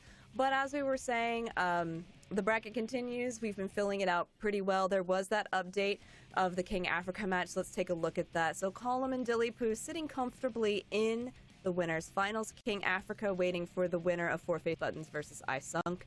We are flying. I mean, Guilty Gear is a fast game. It's a hyper fighter. You move quickly. There's a lot of things that happen in a short period of time. And just like that, we are 6 games down with only potentially 5 to go. That is very true. And of course, As a reminder, for those of you at home, you too can compete at some of these matches as well in these open qualifiers and then into this top 8. You can sign up below at compete.playstation.com. It is so easy that you could do it on desktop, on mobile, and even on your consoles, just like my Mr. Dolphin here is sitting on. All right, you can definitely get involved here, so definitely don't hesitate. It's great practice and it's a great chance to test your skills. It's a lot of fun, and you know, there's a chance, it's a free entry bracket, there's a chance that you can get onto one of these broadcasts, be able to show off your skills, and win a little money to go with it. I mean, no better reward than money after free. We like these. So there you go. But that is going to do it for us for a little bit of time. Go ahead, get your drinks, get your snacks, go to the bathroom, do what you need to do. We're going to go on a short break, and we'll be back with more Guilty Gear Strive for the PlayStation Fight Nights Invitational right after this. It took me 10 years to find the answers I made. I forgot about it in 2 seconds. I don't have anything that's really important to me. That's why everything is beautiful.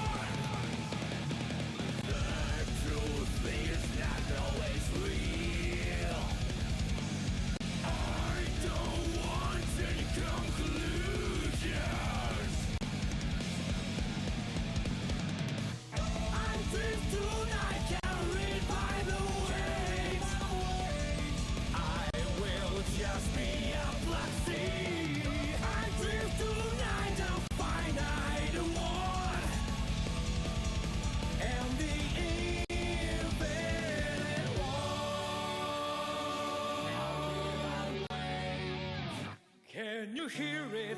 The pulses of the living. The ironic rhythm is a grand orchestra. It's never the same tone. Who wants to stop this? There can be. When the violent storm is over, blue sky is more beautiful than ever. You see, I will not let the time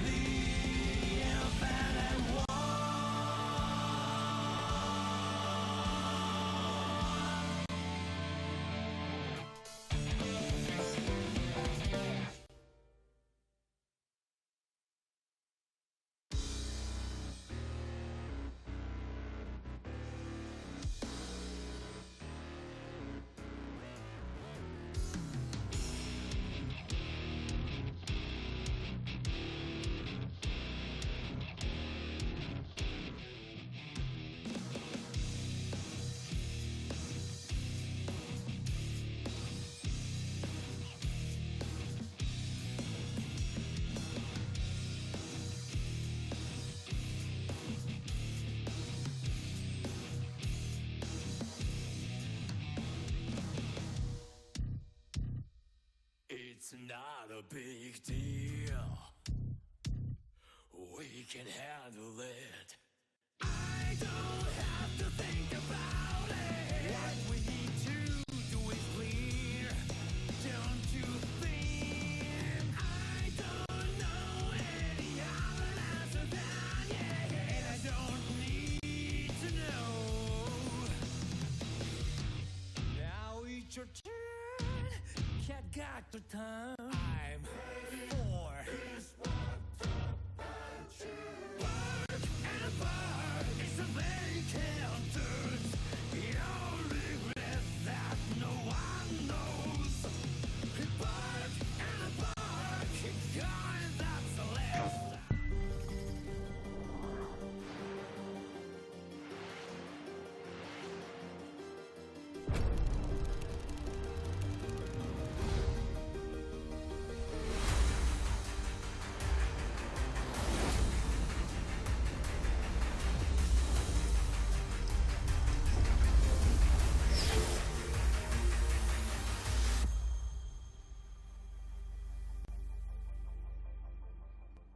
PlayStation. Gaming is defined by moments. It is intense.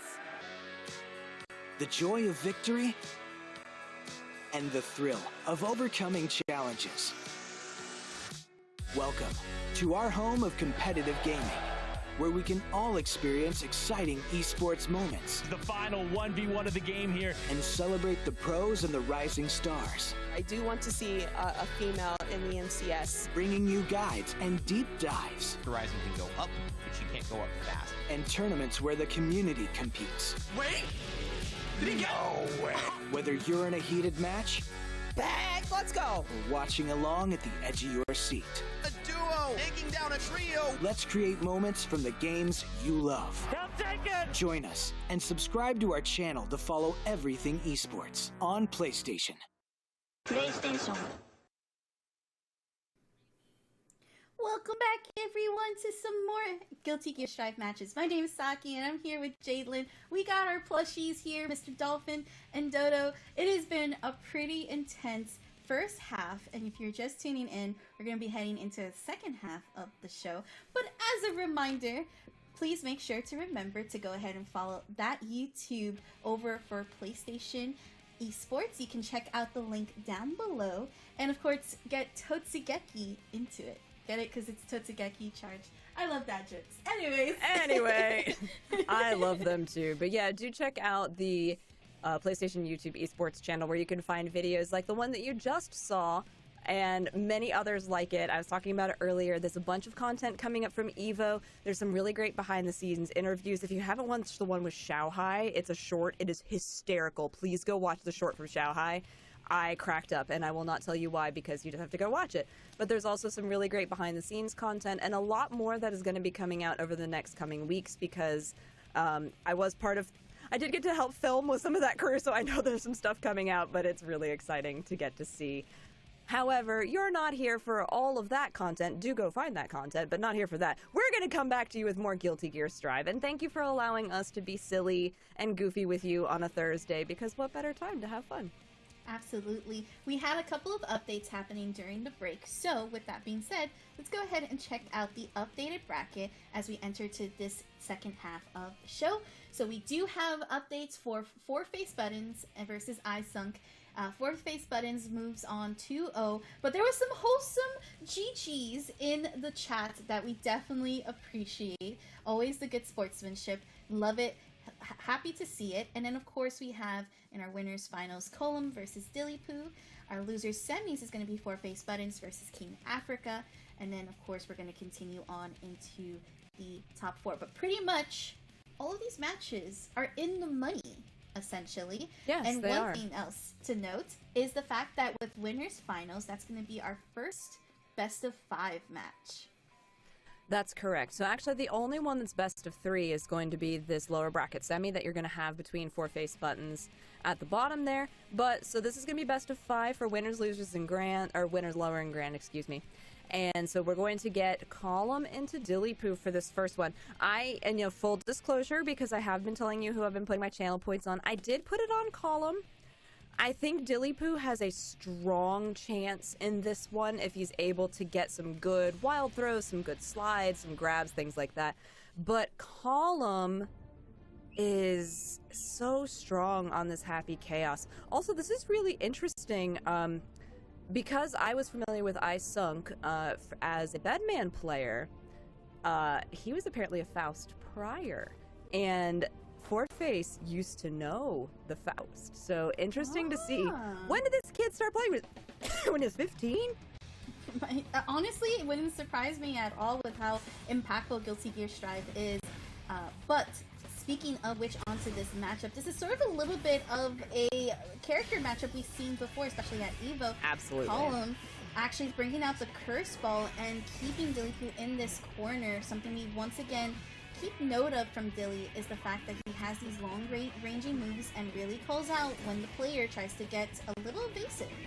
I love the way the Dilly Poo challenged the tack roll from Column, though.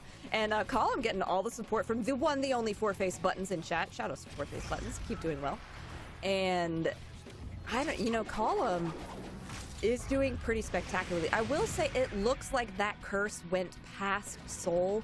It does not. It did not go past Soul. It just connected mid-flight, so to speak. But Column, once again, where it looked like Dilly Poo was getting a strong start, it's like, perhaps I am the Happy Chaos, and won. Absolutely. This is a great counter hit. This is going to start up some momentum. There is some of these staggers here simply because Column has that burst still effective. Both players actually still holding on to their burst, not something we usually see from these types of high-level plays, simply because, again, it's a very good defensive mechanic. But given the fact that these are characters that can easily burst bait as well as keep you out of burst range, definitely makes sense as to why. And here we go. We're going to see that 2KTD going to bring out the clone just in case Dilly Poo woke up with any type of reversal situation. And we're going to go into the Do Ex Machina. Oh, not going to be able to connect, but the Night Raid Vortex getting the trade. And Dilly Poo's going to be the one that's going to win on that side. I like this. I like this a lot. Oh, I don't like that, though. Oh, I understand the intention behind the burst, but unfortunately, because Dilly Poo chose to do that in the air, he was unable to do any other air actions, making him vulnerable until he hit the ground. And Column said, ooh, free damage! Speaking of free damage, this is quite a bit of damage, especially for a character who has a high guts like Soul. Tries to wake up with the 5k and actually go for the fast RC mix-up. Unfortunately, Column is not going to bite and be able to win this first game. And again, this is going to be a best of 5, meaning that we're kind of back onto that standard of it's first to 3, you got to win those 3 games, Guilty Gear style. Right, and with a best of 5, you have so many more opportunities to adjust your game plan, to learn what your opponent is doing, to just be able to flourish and thrive in the chaos, no pun intended, kind of pun intended, with what's going on screen. So in that moment, though, Happy Chaos, creating chaos, getting the curse onto Dilly frequently. And if you're unfamiliar with what Happy Chaos does, I know that he's, within the grand scheme of things, is still more recent. That curse makes it easier for the reticle to stay on the character, allowing that instant projectile to be able to land more frequently.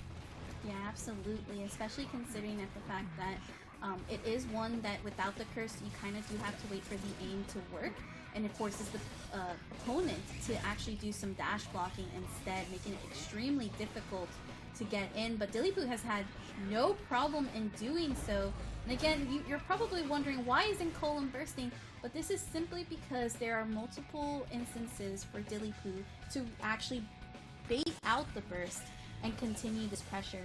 And also at this level of the game, Gold Burst tends to be that really crucial resource for both of these characters. Agreed. And it's very important to note the resources that are on the table with these characters. Okay, wow, the kneecap comes in doing a lot of damage for Dilly, starting this off very well, going to be able to get Column all the way into the corner. The burst is unavailable because when you're stuck on that wall, you are unable to burst, and that's pretty much the same for all of the characters. Column sitting on 100% tension though, chooses to burst right there, and this. Okay, I was gonna say it could have been the chance, but it was not. Unfortunate. I love that Dilly actually made forward advancements. Usually you're like, okay, I gotta stay back because this is where I can just win and I can just play safe. But when you're playing against Happy Chaos, you have to be this aggressive. You can't let any form of space happen for Happy Chaos. And Column is just gonna be able to wall break this. Gonna use the 2D instead to try to catch Dilly. Finally, a burst has been used, and there we have the clone just in case. The RC to go as well, and this is going to end in Do Ex Machina, and should be able to kill Dilly here. Yeah, I mean, what else is there to say? There's nothing left. It's chaos. You did the thing. you have done it. Congratulations. You did well. So, geez, just already starting so strong. Column is so in control on this character. I like the use of the clone there. Does get a burst coming out. I'm not... Did you hit a button? No. Okay, very smart from Dilly Poo, is able to faultless defense through the entirety of that overdrive. And then just kneecapped.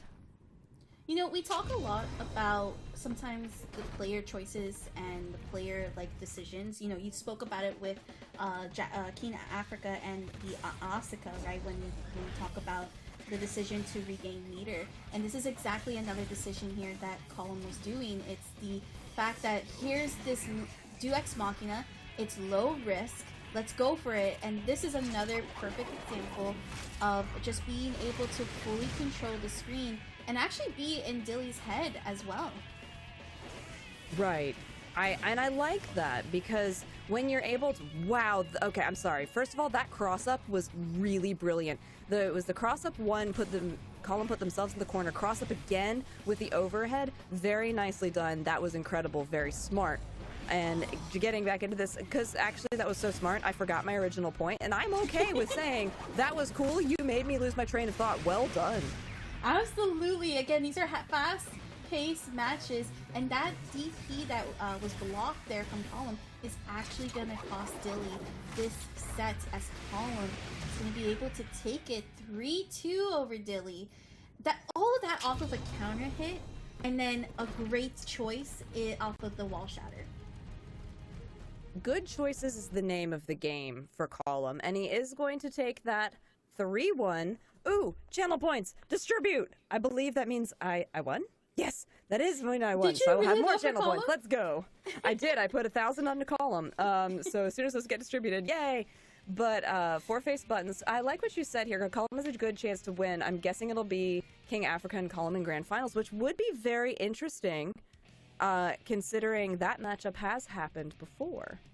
Mm-hmm. So we shall see about that. But that does mean in our winners final, Column is up 3-1, which means we are for one game going to be going back to a best of 3 in the lower bracket semifinals. And let's go take a look at that bracket while it has been updated so that you can see everything in the path that people are taking. 4-face buttons, you said it's going to be King Africa. Where's the confidence in you, my friend? Be confident in yourself. I believe in 4-face buttons and the May supremacy. However, just as a heads up, that is going to be Column with a guaranteed top 2, minimum at least. And then, of course, 4-face buttons in Keen Africa, they're going to be fighting out for that 4th place spot. Unfortunately, the loser of that one will be going home, but you're still in the money. All of these are money matches, but I believe in both of these players to give us a fantastic match. And like you mentioned, Jadelyn, this is going to be that best of 3. We're going back to that only win 2 games format, and then the winner of that will be facing off against Dilly Poo. Now, I'm curious because 4-face buttons should have some experience with Jacko, but I have a feeling Keen Africa is going to bring out the Asuka again. And I mean, why not? This is such a cool character. It's such a complex character, and really, I would say has some strong zoning tools that just is more than just understanding what the cubes do. You also have to be very high execution because you got to reload very quickly for all of your case studies. You got to make sure you're keeping track of your defense, your health bar meter, your mana, your tension, your burst. so many things happening in this spam of a character. You do. And I love, it's always really fun to have players in chat because then it feels like a conversation, because this is a conversation. Four-Faced Button saying, I just can't beat King Africa, but I'll try my best. And I have zero confidence. No! I want you to have confidence. Grow with me.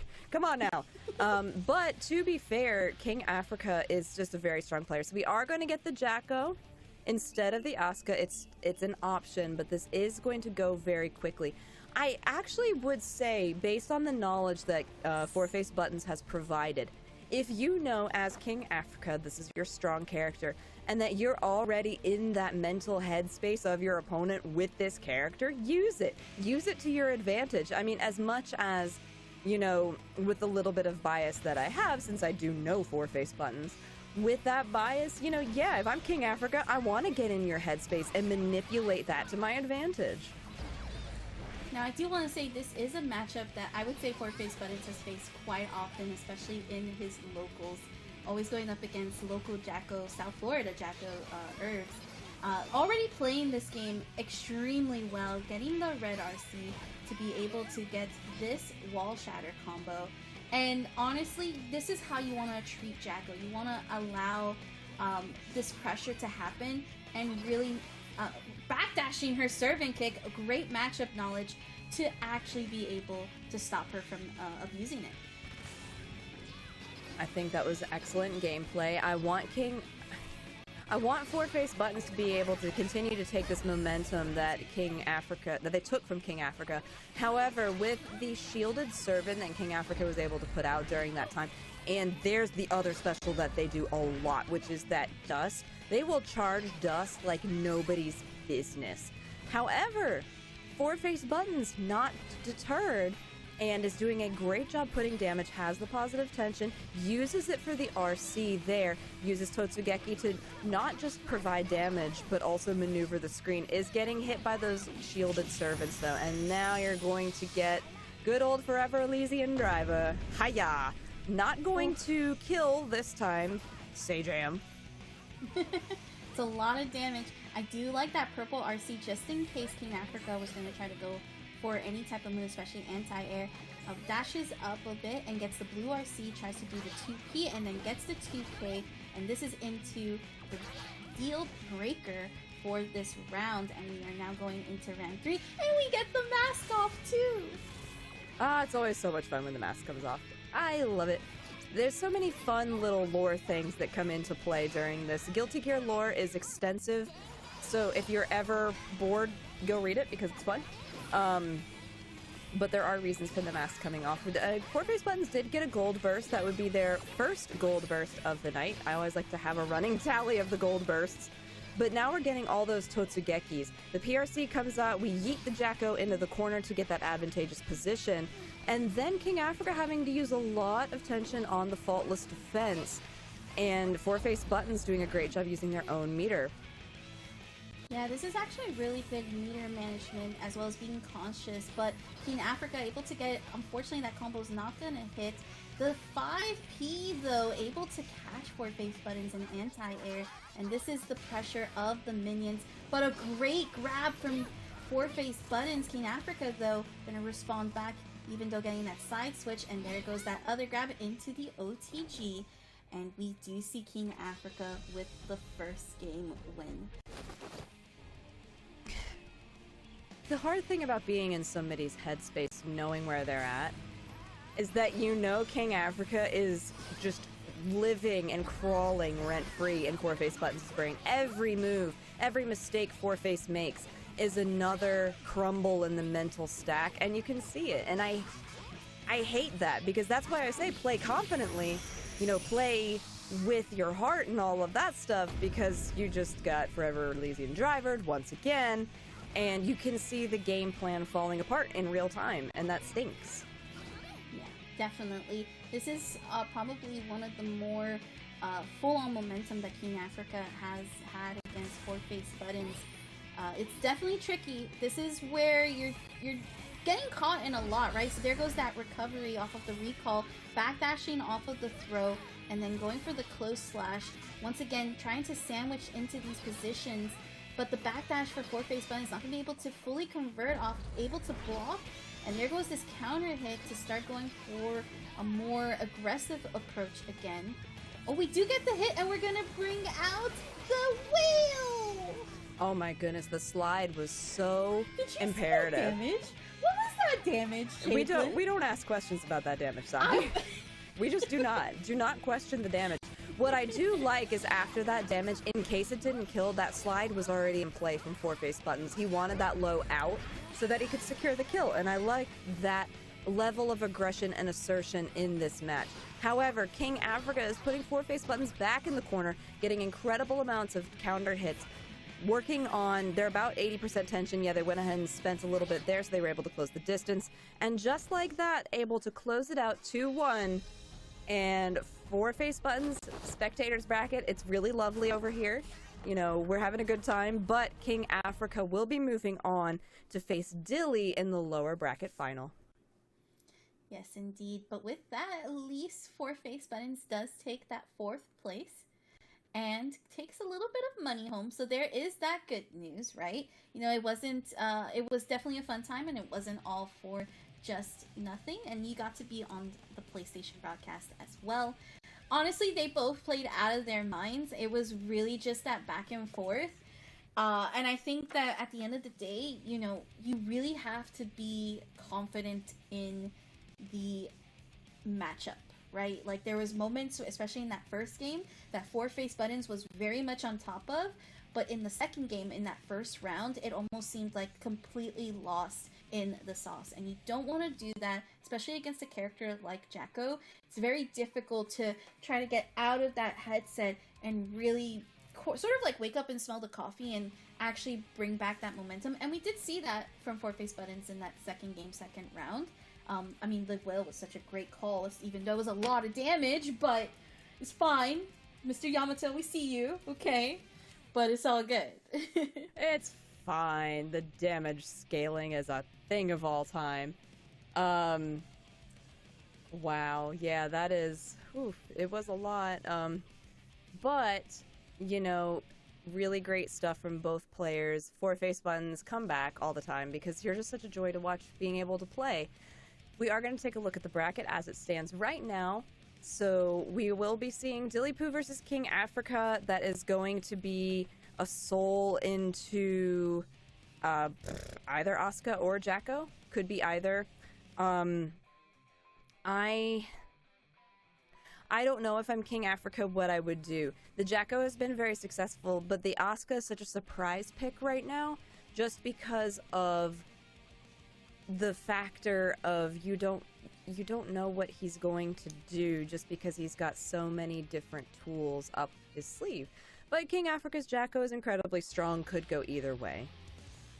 Yeah, I agree with you on that. I actually see the Jacko, which is honestly, I would have gone with the Jacko too. I think this matchup's actually one of Jacko's most agreeable matchups, believe it or not, because it really does, like, yes, Soul has the DP that can be reversible and among other moves, especially like 5K, but it is one of the things that, like, I think Jacko just does really well to bait out and then go for more aggressive approach. And the way that King Africa has just been playing tonight, honestly, I would not be surprised. Now, as a reminder for those of you at home, because this is loser finals, this is a best of 5 match, so we are no longer in the best of 3 territory. That is correct. Also, I appreciate it's the artist they know your lore. Well done. This is the wife fight. Well done knowing that Dilly Poo going ham, for lack of a better word, using that 100% tension exclusively on RCs, ends it with a wild throw. And you said it, fight wife, wife gone. That was it. That was the first round. Well done. You predicted the future. Interesting to cancel off of the gun flame, and then we now get the side switch as well as the safe jump here. Unfortunately, not gonna be able to burst the bait. So just said that backward. Bait the burst, and catching King Africa's backdash as well. Does drop the combo though. That was very crucial into the wild throw as well as the red RC for the side switch, and that is no bueno for King Africa right now. Excellent stuff from Dilly Poo, though. Just the execution has been so on point right now. I like the idea of trying to just catch with that kick, basic button, fast recovery. The awareness to jump over the charge dust, this. Oh my god, please tell me this worked. It did not. PRC does keep it safer. Unfortunately, that allowed King Africa to build up enough meter for Forever Elysian Driver. I love the thought process from Dilly Poo, from that overdrive into the PRC to keep it safe, and then King Africa just being able to make a scary situation advantageous. It was such a great use of everything. Burst is spent, though, from King Africa. Yeah, that Naret Vortex coming in very clutch, actually low profiling some of the minions. I can't believe how good that move can be at low profiling. Does, however, a big disadvantage on health. Does need a couple of hits, though, to get that going. There goes the purple RC, some staggers off of 2K, tries to backdash just a little bit, holds the servant kit, and gets the 6P for the wall bounce combo. Unfortunately, not going to be able to get a full wall splat, and this allows Dilly Poo, or rather King Africa, to take full advantage of the corner. Oh, but we're going to go ahead and put 2P, because King Africa used the overdrive for the defensive. The minions didn't go, but Dilly Poo said, we're gonna keep going. This is so bad guy territory right now. We can keep going full flames ahead. And he did. And the thing that I really like from Dilly Poo, and this is a player knowledge check, is that every time King Africa has put those charge dusts out, which that's the big thing that looks like the pumpkin is exploding vertically, in case you're looking for that visually, is that it has either been jumped or faultless defense, and it hasn't worked, and that's Dilly Poo understanding what he's trying to do. Unfortunately, during that, gets hit by the charged dust and negated everything I said. My bad. But also, that's a 90% combo you just got hit by. Oh, and there goes this DP, actually getting the counter hit, but the 2P into the kick is going to be able to keep King Africa alive. Right here. I do love how Dilly Poo, though, has just been almost matching King Africa's aggression, and great both matchup and player check as well. It's honestly really awesome to see how these two players can play, especially with the character like so. There goes the backdash off of the servant kick, and we do get the counter hit off of the Night Vortex. This is just corner carry, but once again that 2P coming in close, the burst being used by Dilly, and then another burst here from King Africa and interrupting the Night Raid Vortex. This is excellent pressure from King Africa right now, using that low profile moveset from Jacko to create the situation. Oh, you are punished. You are in trouble, my dude. And then the RC afterwards. Yo, King Africa, that is disgusting, and I like it. It's one of Jacko's best reversal moves. It's one of her only ones, of course. And with that being said, it's great to actually call out what Dilly Poo was trying to do. A great usage of trying to, or rather has been a great user of using the far slash, and King Africa just calling it out, understanding what the wake up options were. And this is where we kind of keep going back on to this topic of like, yes, you know the character, we as commentators, we understand how these characters work, but what really matters in these high level matches, especially at this stage of the game, comes down to who's riding the wheel behind these characters. Yeah, we talk a lot about the players that pilot the characters, because so many times, time and time again, franchise and franchise over again, it is, people will bring these characters that the community, the player base has deemed not as good by some people. And so when you get a person who can pilot a character so efficiently and effectively, and just go to show that, yeah, the toolkit may not be as robust or diverse as some other characters within the cast, and yes, you do need to work a little bit harder. You may not have to have longer combos or touch your opponent a couple more times in order to get those combos going, but ultimately, you can create success with a character that you enjoy playing, and that not only creates interest and diversity amongst tournaments, but it also creates that online, and it creates it at your locals and things like that. And that's what we're getting to see on Fight Nights time and time again. And we're going to get back into this game. We are currently 1-1. We are best of 5 territory. And as its artist says, wife fight back. Indeed she do. Indeed. One thing to note here, you're probably wondering why King Africa keeps using the recall option when there's no minions out. That is actually a move that really helps her sort of regain her recovery. And unless you have like a exceptionally fast move, it's very hard to react to. So it allows her to just kind of get away with some of these more gap moves that tend to happen here. And this is going to be a great counter hit for King Africa, able to actually close it out with these 7 letters. Perfect. Yes, I'm glad that you know that it's 7, because I've been trolled many times and told that it's 5 and I can't count, so that is a thing. I'm the worst person to actually talk about numbers and math, so trust me, I get it. Look, I'm a musician. We can only count to 4, so it's fine. But in this time period right now, Dilly doing a great job at King Africa. Again, showing the confidence that Four-Face Buttons was talking about earlier. Four-Face Buttons may have been the one that predicted what could be our grand finals. The slide, the extended combos coming in. I understand what Dilly was going for. He was trying to control the airspace. Unfortunately, there was no airspace to control. This is Major Tom to ground control. Ground control, you're dead.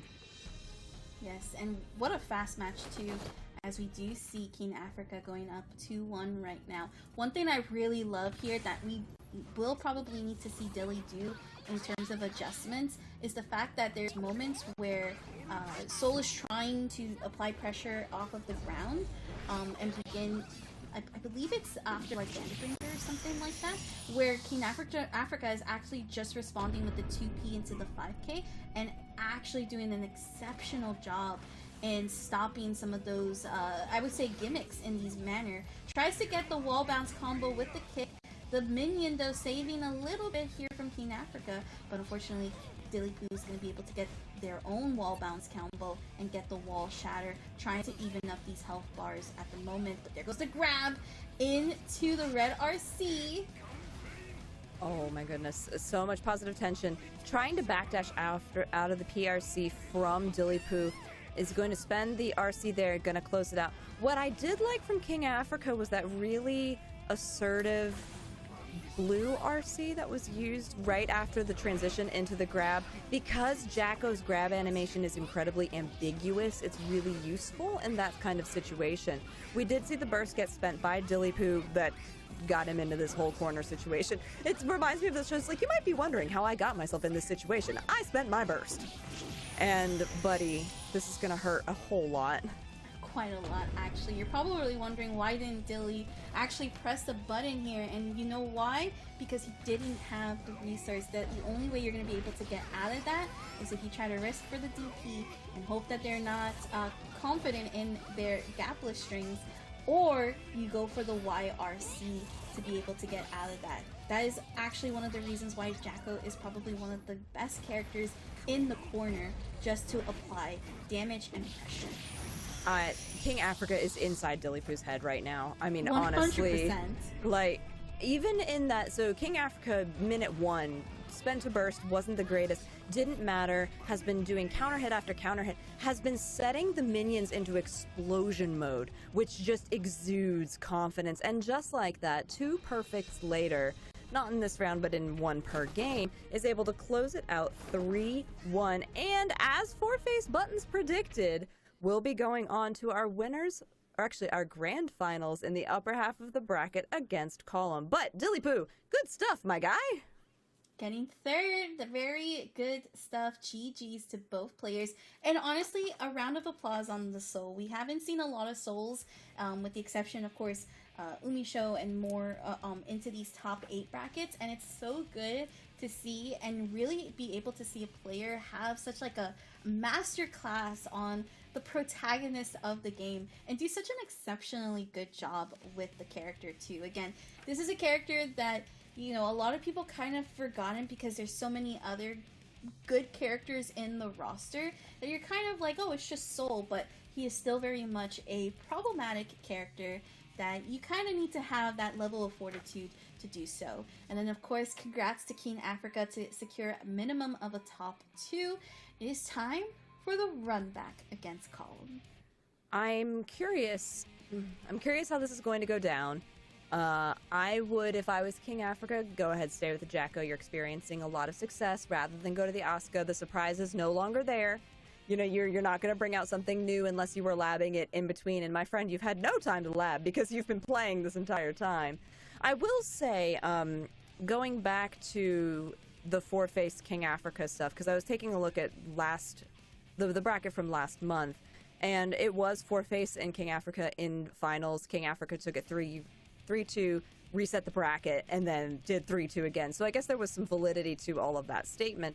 That also being said, King Africa has experienced a lot of success coming from the lower half of this bracket being able to reset. We know he's got the strength and the mental fortitude to be able to carry that out. And you can see right there King Africa getting knocked into the lower half of the bracket after winners semifinals, going into the bottom, going 2-0 and then 3-1. Going to try and face it out and reset the bracket once again in this month's Fight Night Invitational.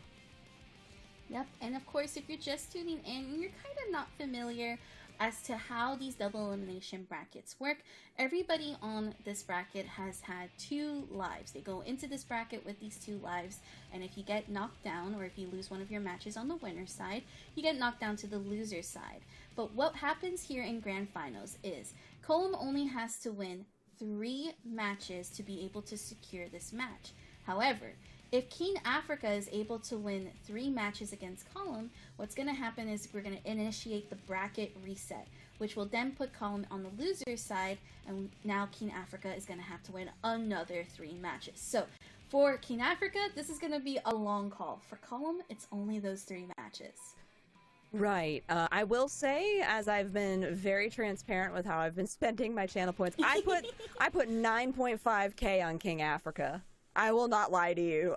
So I put 9,500 points on this because of his success last month from the lower half of the bracket. I think that there is all potential to be pretty spectacular in this. We are not going to waste any time, though. Friends, we are getting into the grand finals of this month's Fight Night Invitational for Guilty Gear Strive. Indeed, and we're going to let these intros rock. It's going to be Happy Chaos versus Jacko, King Africa versus Column, and already starting off with the 2S counter hits. And this is a great start for Column, as we're going to get that wall shatter. Still not enough tension to do Ex Machina or to do any type of overdrive, but look at just this back and forth. Did you get mixed, Jaden? I got mixed. Yo, y'all all got mixed. I was hit, you were hit, that's why we're over here. But Column, perfect. Round 1. Sheesh. It'd be like that. That's how Happy Chaos... Honestly, that's what we call the Happy Chaos matchup. A great 2D counter hit. Curse is out. Great response from King Africa to do the 2K, and we do get the side switch. And this is perfect because, again, Jacko's really strong here in this corner. All it's going to take here from Column is either to use Burst or to use a YRC.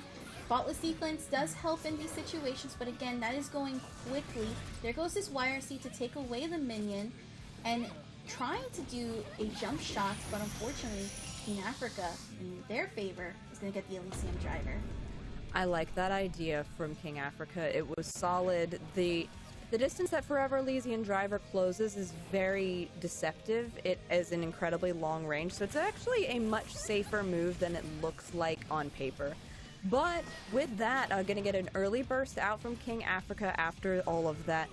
Column going to use attack roll to side switch, going to start kicking King Africa into the corner. King Africa using a lot of tension for the faultless defense, but now creating that sandwich situation, because if you can keep this sort of almost guard crush pressure against Happy Chaos, you're preventing him from shooting because he has to go into a stance. It takes a second to get there, so it's smart play from King Africa. A double 2D here from Column to actually catch the forward advancing move that King Africa was trying to do so. And we do see that 2S and some pressure tries to catch the backdash, able to do so. And the first game will be going to Column. Wanted to shout out that King Africa did try to get the burst bait, was successful, but wasn't just able to close out the round there. And again, it's because both of these characters require the setup requirement to be able to do or close out rounds here, right? You have Happy Chaos with his bullets as well as the curse setup, and then of course you have Jacko with the minions. Exactly. So right now it's looking like my channel points are in jeopardy. But you know what? I love to be proven wrong. So that is okay. Again, King Africa having to spend so much resource on protecting themselves, and Column doing an excellent job not letting that, disadvantage run away from them. The tack roll. So I like to call this the CQC style of Happy Chaos, because close quarters combat is just not something we see a lot from Column. Aaron DeMack, who's been on a lot of these productions, has sort of defined that style of Happy Chaos play, but not many players have picked that up. Column is doing a good job with that here, though. Yep, and this was an opportunity for Column to get away from that corner, but the Elysium driver is going to close out this first round, our second round rather, and we are now into round 3. Both players a great block off of King Africa, but still getting opened up by that low.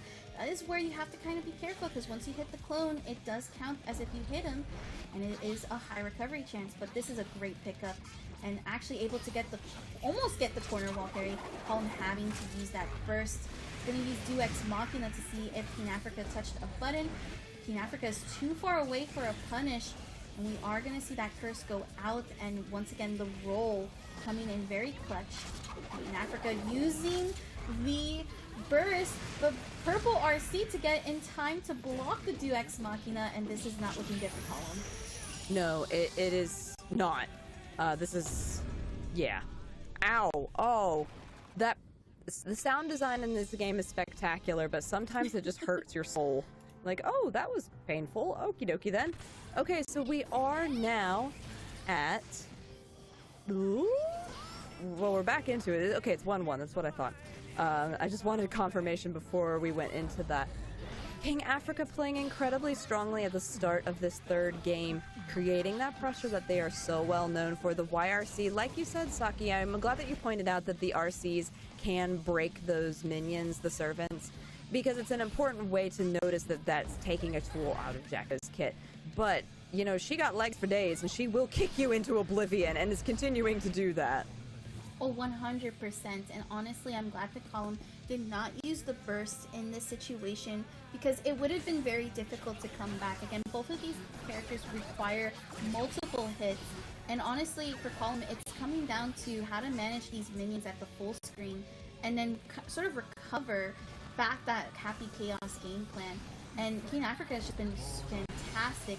There goes that servant kick counter hit. That is when you want to use that burst to get out of the situation. 2K2D from Column. And it's going to try to get this wall combo. And I think actually we'll be able to do Ex Machina for the wall shatter. Yeah. That's like the BNB for Happy Chaoses. I mean, a lot of the times Column does choose to use super focus rather than Deus Ex Machina, depending on the situation. Ow, this gonna hurt. Yeah, it goes from downtown, and you will die. My channel points are looking much better these days. We are currently up 2-1. I think this is so interesting, this particular matchup, because once again, on paper tells a very different story than what is being played through. So Happy Chaos, yes, he's got all the tools that can counter Jacko, but Jacko in the hands of King Africa is pretty spectacular.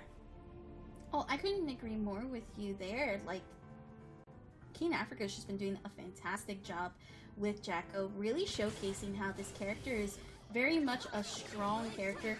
Look, honestly, contesting probably one of the most very hated characters in the community as well as in the game too. So this has been amazing. Look at that, I believe it was a blue RC, able to get the 2P and then get the wall slump as well. And also forcing Column to try to go for the gold burst and not being successful on it. And this is close to a perfect. Almost did the curse, but instead Wasn't able to do so, and Column gonna try to make this comeback happen with the wall shatter. Now this is a potential game point for King Africa to reset the bracket, very crucial as well. Excellently done. The clean and clinical... Let's try that one more again. The clean and clinical gameplay from King Africa is on display. And once again, I mean, he lost 60-70% of his life and was undeterred after that wall shatter that was actually in Column's favor. He's like, favor? I think it's mine, and just kept going. And that's what I like to see. The faultless defense happening in the air, really nicely done, setting up the sandwich situation with the servants here, gaining a lot of tension, but a nice grab coming out of Column, going to be able to get the wall stick. Oh, you were trying to be cheeky. Okay, they were actually trying to reload. They were pretty low on bullets. There's a wall slump combo that you can do. You've seen it many, many times. I'm sure you have. But unfortunately, King Africa was able to escape, but not no mo. You did. Yeah, 100%. I love this round, though, for both players, because in the beginning of the round, you really saw them actually showcase, like, their matchup knowledge, where one person was, like, trying to take out the minions, and the other person was also trying to close in on some of the spacing because of the curse being set forth, so you had that dash blocking situation. This is high level matches, everyone that you're watching at home. This is honestly, if like you've had troubles trying to figure out how to play against these two characters, this is a great way to really see how that's done. And it's looking like Column's probably in the favor right now. Definitely King Africa is going to have to do a lot here.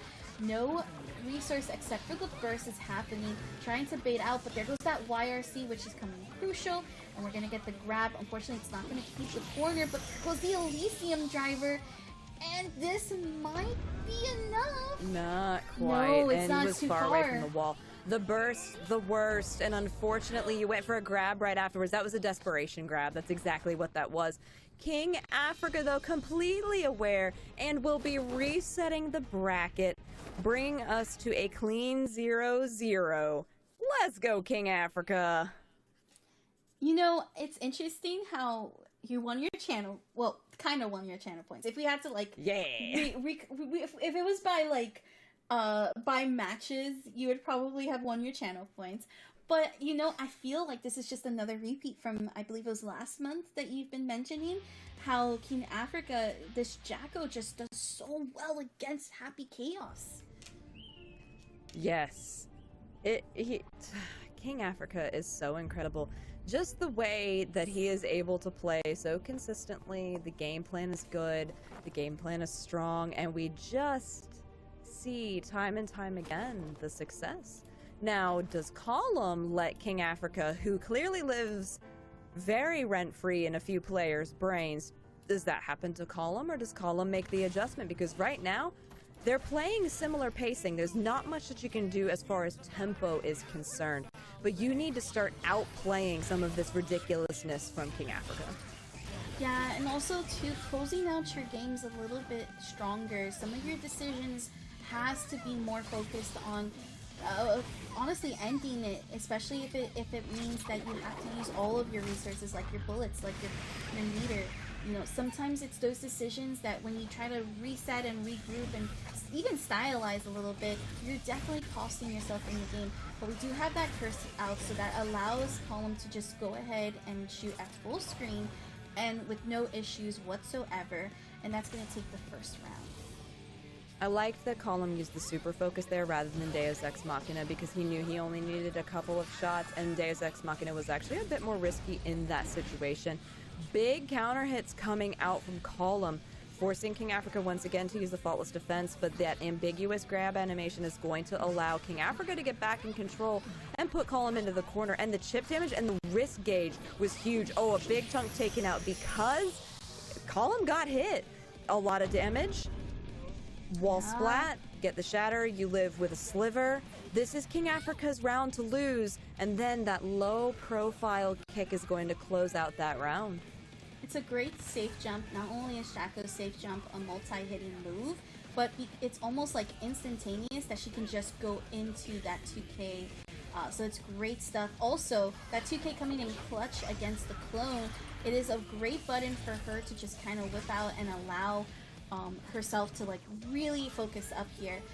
We do see Colin though getting his own 2K 2D out, and then getting the roll to mix up King Africa. Very much potential chance. Like I said, this is again one of those situations. Go for the optimization. Go for being able to close out these games. You need to do so. You're already on your last life.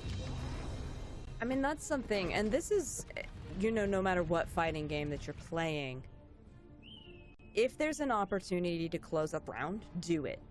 Even if, you know, it takes your resources and things like that, and you're on, you know, a round where you might have to fight again, do it. Because if you leave that sliver and your opponent wins, you're going to be what-ifing yourself to death. And that is just going to destroy the mentality. Also, I do want to point out why King Africa is jumping so much. If you're familiar with Happy Chaos, you know why, but in case you're not, the reticle has a hard time focusing from Happy Chaos's gun if you're in flight, if you're in movement. And so being in the air, jumping, doing those neutral ambiguous jumps frequently is making it harder for Column to do his job. And that's actually really smart meta gameplay from King Africa. Yeah, couldn't agree more with you here, and this is actually a good opportunity for Column to bring out that curse ball. There we go, we have it, the 2S for the counter hit. And here we go, goes for the roll, and that is your B&B wall-to-wall combo. You're not going to be able to burst from that. Hey! Yeah, that was a whole lot of dead. But the thing is, King Africa is such a smart player that I feel like the adjustment could be made quickly and at any time. Column was able to land the curse this time, not allowing King Africa to get any of those jumps where the reticle was getting out, you know, out of the hitbox. This is a strong round. This is a scary round. This is a you're probably about to die round. No, you're gonna live. I'm surprised we didn't see the wall slump that we usually see in that combo, possibly trying to not take the chance with the burst, which again I completely understand. That's what we've been talking about all this time, and it worked out. We had the actual roll, and this is now Column being ahead of the game. We are 2-0, and this could be the game. It really could be. But King Africa, very strong start, taking about 40-ish% of that meter. And then, woo, the backdash was so risky. PRC, tech in the air, they were both just anticipating it. Column, though, being able to land the shots. And then the burst from King Africa, that was actually the most opportune time that you could have burst. It could not have been better. And then once again, they were trying to do the wall slump for the reload, because Happy Chaos is out of bullets. This is huge. He does not have any tools. Deus Ex Machina is going to be able to reload if this lands, but King Africa not getting hit. BRC goes in for the low slide, the left slide, to the right, crisscross. Get hit on the other side with that charged dust. It's still anybody's game, though. Yeah, this is still very much anyone's game, but there goes that grab that King Africa has been, I would say, like 50-50, been able to react to it and act accordingly as well. Again, this is King Africa's ultimate chance to try to keep still in the game. Unable to get that 2K. Yeah, that backdash was perfect, and that's because the backdash has those invincible frames, and we're getting closer to that corner, but there goes the 2D counter hit, and once again, the wall-to-wall combo gonna end it in Deus Ex Machina for Column, and try to break this wall, and is successful. Okay, King Africa has one chance. Super Focus does come out from Column, though, and this, depending on whether or not King Africa can get in, could change all of this. Super Focus, again, they've spent 100% tension. They're out of the positive tension gain. Column is not taking chip damage because they are using, oh my gosh, so much fault and defense, and then the run-up. I think that King Africa was going to try to go for a grab, and Column went ahead and anticipated that. King Africa, in the words of my good friend St. Cole, the last chance, last dance, my dude. Yeah, this is it. This is now or never. There goes this 2K2D, and we do get the side switch. There goes the minions, and we're going to end it in Elysium Driver. Really great damage for King Africa. We're getting into that about 25% range, which is literally easy. A nice counter hit, and into minions. The well-timed burst probably was trying to go for the gold burst, but here it is. King Africa staying alive with the cool, calm collectiveness that we've been seeing these entire matches. I'm impressed. There's nothing more to say. Also, I love how they're like, rematch me, bro, let's go. Let's just hop in. Let's go. We got matches to do. We do have matches to do. Column would like to end this. King Africa wants to extend this because he would love to be the winner of 2 Fight Nights Invitationals 2 months in a row. Column, however, I don't believe has ever won. No, not since I have been casting these since January. Oh yeah, I've been on one every month. Hey, let's go. No, he's not been able to do this. Oh, that was a whiff YRC here, and there goes the gold burst from King Africa, and we're gonna see the actual attack overdrive from the minions. So this is literally, you gotta block for your life. Column doesn't have YRC, doesn't have burst. There goes the counter hit. This is entirely King Africa's round. Oh, Doesn't but they even dropped the matter. combo. I mean, You're still gonna get your minions. yeah, I mean, that could have been a lot worse than it was. King Africa was 2 steps ahead, which was good, because they did drop that combo legitimately and then picked it up with a minion call. Very smart. Column looked lost. Honestly, when you don't have that defensive resource, you're gonna be lost in the sauce when it comes to Jacko in the corner. This was a great start, though, for this second round. Exactly what Column needed to try to stop the momentum that King Africa was trying to achieve here. There goes the Duex Machina. Is it enough time? It is not enough time to throw. The minion could not go yeet. And here we go. There goes the roll. Faultless defense to try to pull back. Great purple RC to call out the throw. And we are going into potential set point here for Column. That is... Whew, that... There have been more games than I would have liked that have been lost on a whiff throw. Throws, you do have to be very close. A gold burst, though, coming out from King Africa. Tried to get something going, but Column using that really great range from Happy Chaos to close the gap. The minion did not disappear there because it was shielded, so it just broke the shield, which was a really good thing for King Africa to be able to set up. We now have the super minions, which means they are going to last a little bit longer. They're going to have more armor and going to be able to counter hit like that. Really great use from King Africa. So much pressure coming out here. The risk gauge is building from Column. Backdash ridiculousness. King Africa's backdashes continue to impress, and we are up 2. It's 2-2 in the grand finals reset. And as my good friend Bojack would say, we're at a best of 1. This is insane how King Africa has just been like on top of it over and over again. Like, we've seen such a tense situation where it could be Column's game, but King Africa's just responded accordingly. I love that defensive overdrive that happened in that last game. And once again, King Africa is the one that is the dominant here, using the burst aggressively, and it's now Column that has to use burst with the defensive in mind.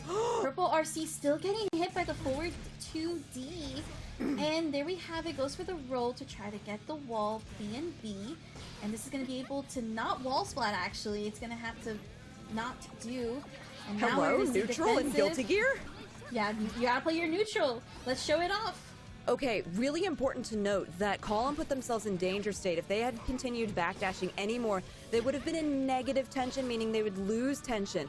All right, the clash there is going to favor Column, but there was some sketchy, scrambly gameplay going on, and Column almost lost that advantage because they were putting themselves into the danger state.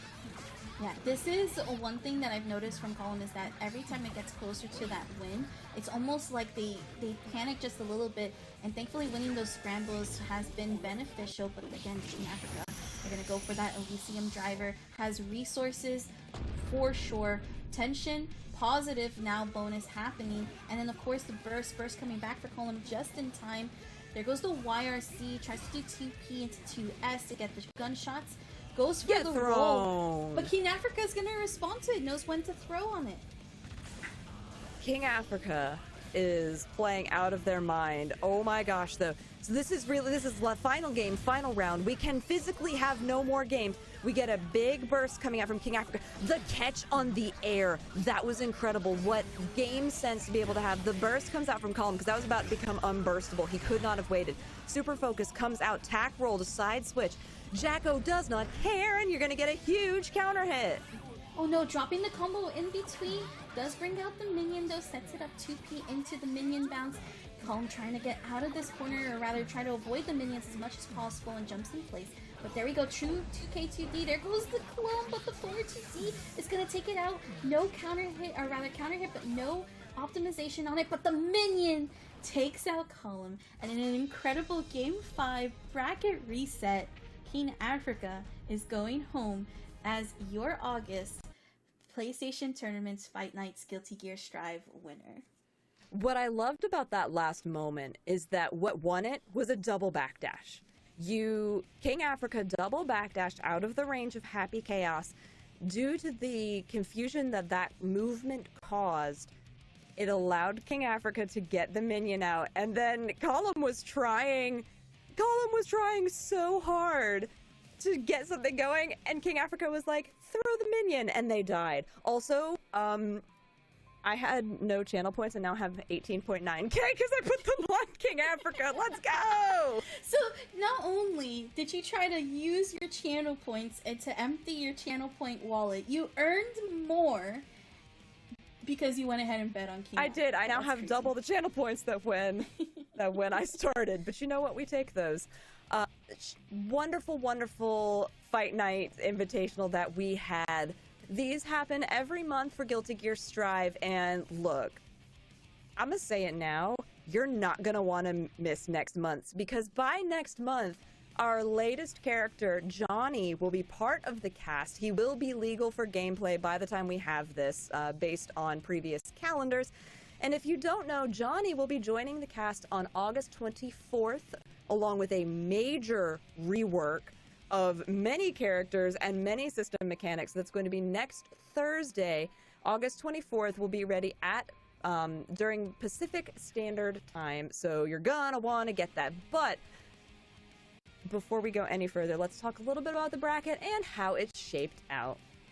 Absolutely. What a night, everyone. So, with that being said, in a tremendous bracket reset up until Game 5, King Africa is taking first place. Column will be taking second, Dilly Poo third, and fourth base Buttons fourth. All of these were money matches, so everybody in this top four is going home with some money in their wallets. In addition to that, congratulations to everyone who went ahead and played in tonight's bracket. This was a top 8 bracket. It is no easy feat to make it out here, especially when you have to go through the open qualifiers with hundreds of people, and then you get to be on stream here with some of these fine players. Amazing matches indeed. And once again, congratulations, King Africa. You're 2 times, so your July and your August Fight Night Champion winner. Before we sign off for the day, we have a couple of different things that we want to highlight. First of which being, if you would like to be part of these tournaments for Guilty Gear, for other fighting games, or maybe even for another game that PlayStation offers, please go to compete.playstation.com to go sign up for any of the games that you see listed there. We've got a whole lot of different things like Apex Legends, and there's some Fortnite in there. You know, you've seen it on the commercials and things that we've been running. It's very fun. Compete.playstation.com, or sign up in-game from your PS4 or PS5 console. And then, of course, if you want to find out more about not only when there's more events happening, but also to check out some of the player interviews, some of the events happening that are going on, you can check out the PlayStation official Discord, where you can go ahead and scan that QR code, as well as check out the bot in chat to go for the link. Once again, you can find not only events and tournaments, but articles, videos, and you can even get to connect with other players as well. Jadelyn also has been working really hard in hosting some play sessions and interviews that I definitely think you should go ahead and check out for sure. Thanks! Yeah, that's been really fun. We've had a very, very good time. We do want to do a special highlight here for something that's coming up with PlayStation. This is the MLB The Show 2023 Championship Series. Check this out. Also, this graphic is hype. The qualifiers, yay! The qualifiers are going to start this weekend on the 19th and 20th, and then you'll have the 26th, 27th, the 9th and 10th, and the 16th and 17th of September, the wild card qualifiers, and all of this is going to culminate in a grand final on October 1st on both Twitch and YouTube. And so, okay, first of all, this prize pool. $50,000. Wow. We've got some money on the line. The dates are all here. You can see everything. So qualifiers are starting very soon. You're going to want to be able to check that out. And you're going to be able to check that out at this link, which is going to show up right underneath, and I'm going to very quickly confirm what that is, which it is https://MLB.show and /6988B7 if you want to check out any more of that information. Everything's right there. Sign up, get involved. This is an open qualifier bracket. Just like how any of the fight nights are, this is open qualifier. Y'all can go play. Yeah, go play. Definitely do so. It's going to be a fun time, and who doesn't want a chance to win that prize pool of $50,000? I mean, Jadelyn, this was a fantastic night. It is amazing to be able to commentate with you, especially our first time being here on PlayStation. So shout outs to PlayStation for giving us this opportunity. And then, of course, having an amazing match. Our match is happening tonight. Right, so before we sign off, is there anything you want to say? Anything you want to be like, yo, find me here? Oh, of course. I mean, you could see our ads down below. And then, nonetheless, Totsugeki! Yes, go ahead. Our social medias, I believe, for both of us are the same across all of the socials that you could find us at. Thank you for joining us here today with our silliness and our official Arc System Works plushies. We hope you had as much fun as we did. Congratulations once again to King Africa. You guys have a fantastic night. We'll see you back next month for more Guilty Gear Strive, but until then, have a good one.